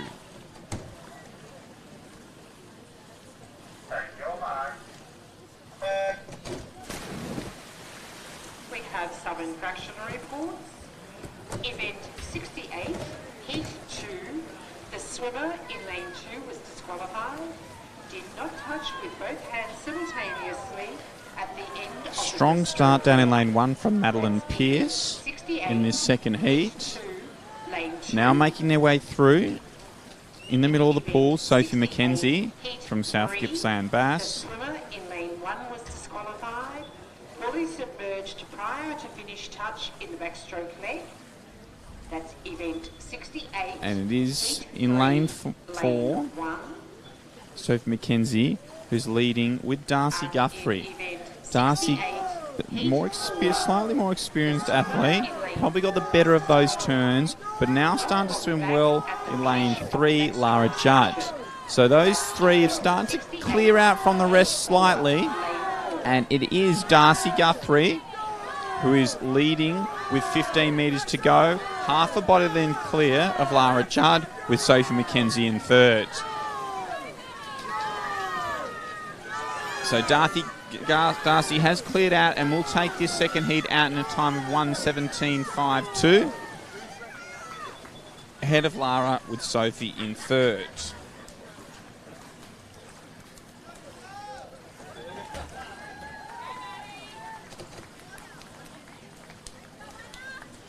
So we've had 5 swimmers under that 120 mark so far.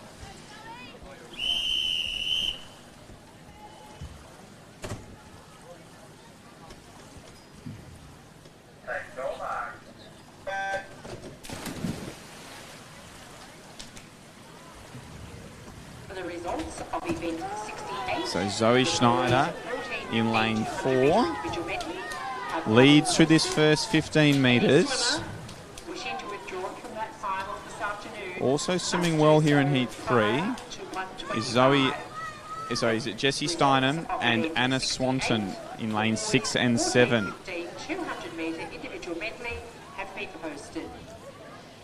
So as we approach the 50-metre turn, it is Zoe Schneider who leads through in a 35.52.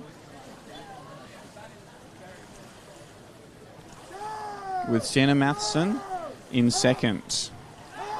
So Zoe leads from Sienna, and a nice tight battle for third between Jessie Steinem and Anna Swanton in lane 6 and 7. So Zoe continues to lead with 15 metres to go. It's doing a really good job of keeping that stroke nice and long, driving forward as she comes underneath the flags and touches in a 1:17.10. Touching in second will be Sienna Matheson, and in third place in lane 1, Madison Haywood.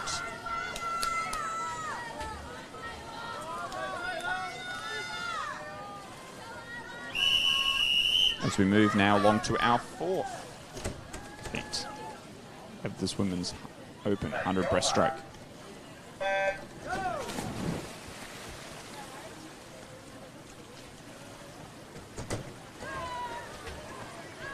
A strong start in lane 3 from India Peleg.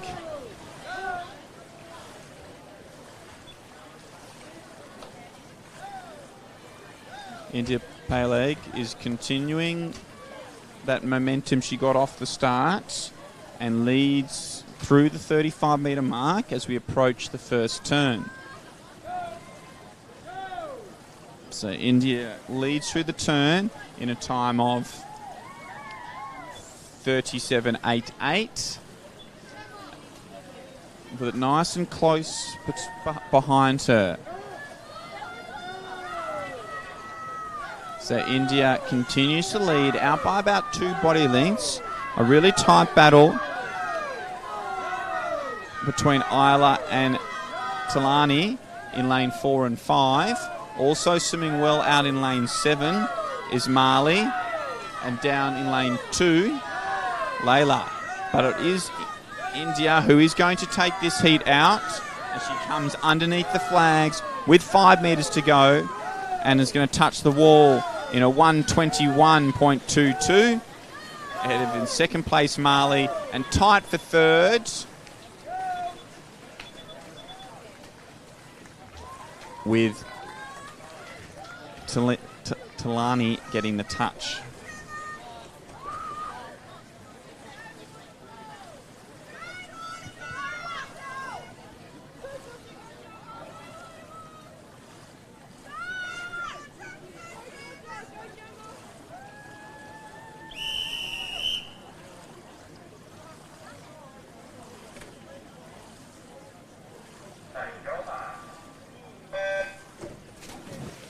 Excuse me, coaches. Could we please have the coaches of Warragul to the compiling area to see Josh Stock, please? The coach of the Warragul. So heat 5, our fifth and final heat, is in the water. And it's a Warrnambool showdown with Gemma and Georgia taking each other on. Just the two athletes in the pool for this one. And they're going neck and neck down the first 50 metres. So through the 50-metre turn, it is Jenna just ahead of Georgia Turner. Nothing like a bit of inter-club rivalry, as I'm sure, and we hear the support coming from their teammates.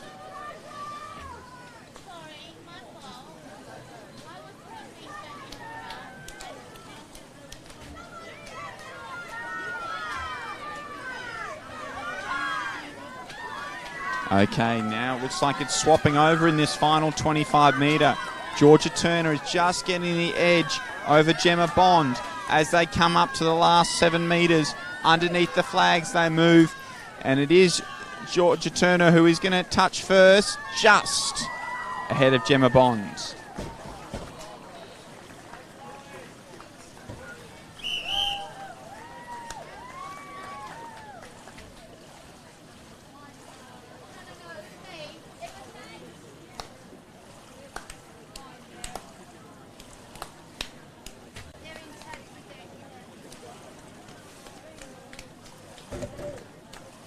We're now moving along to event 70, the men's 100-metre breaststroke. We have 3 heats. Behind the blocks is heat 1.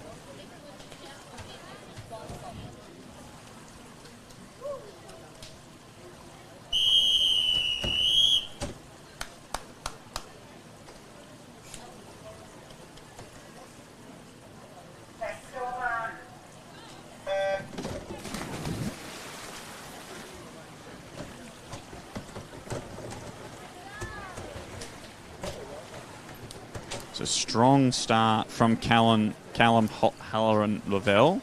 Leads over Cameron Jordan. Cameron Jordan is our Victorian country record holder in a 101.74. So Callum got off to a really good start. They've now evened it up over the first 50 with Cameron Jordan moving into the lead as they turn. Now let's see if Cameron can maintain that lead off his split stroke. But Callum getting it much further underwater and come back up in front again. So really strong start and turn by Callum, with Cameron having the faster swim speed. Cameron is now using that swim speed to pull back up alongside Callum as we approach 15 metres to go. So Cameron has edged in front over this second 50 and is going to go in to touch the wall first in a time of 107.1418, ahead of Callum with Charlie in third.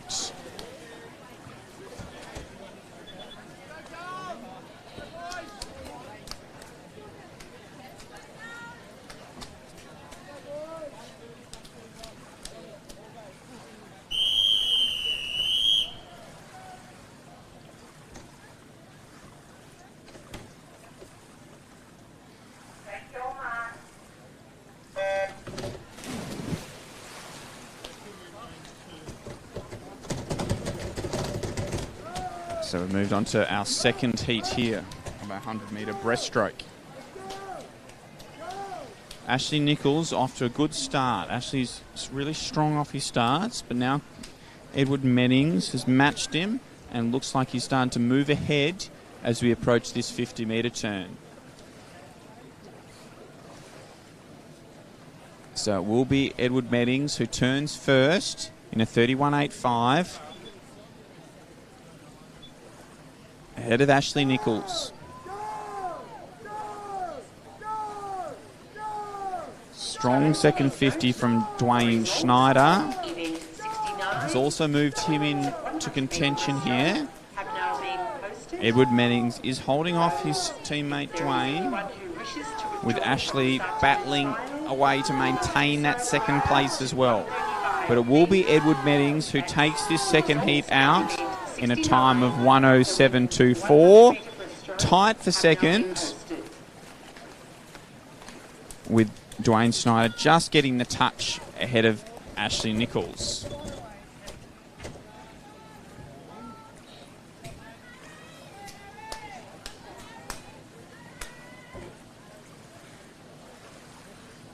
So we've had 6 swimmers at a 1:09.1 or faster as we head into our third and final heat.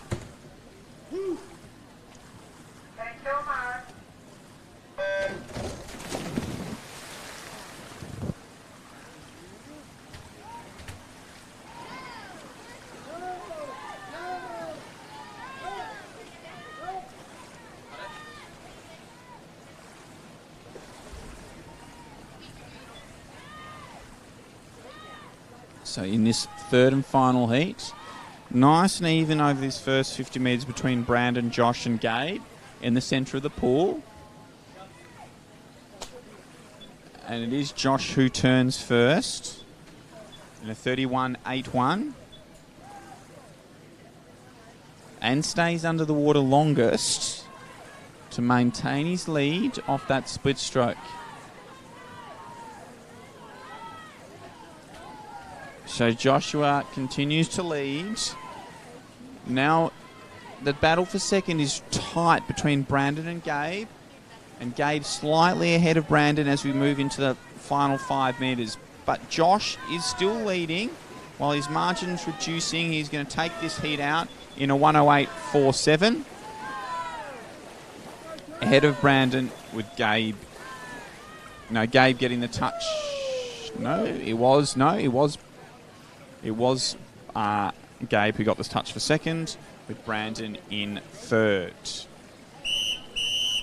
So that concludes this morning's heat sessions. So we look forward to seeing you all again joining us back on the live stream this evening at 3:30 for this finals session. Until then, goodbye. Swimmers, officials, thank you very much. Thank you to all volunteers. We'll see you ready to start again at 3:30 this afternoon. Thank you, everyone.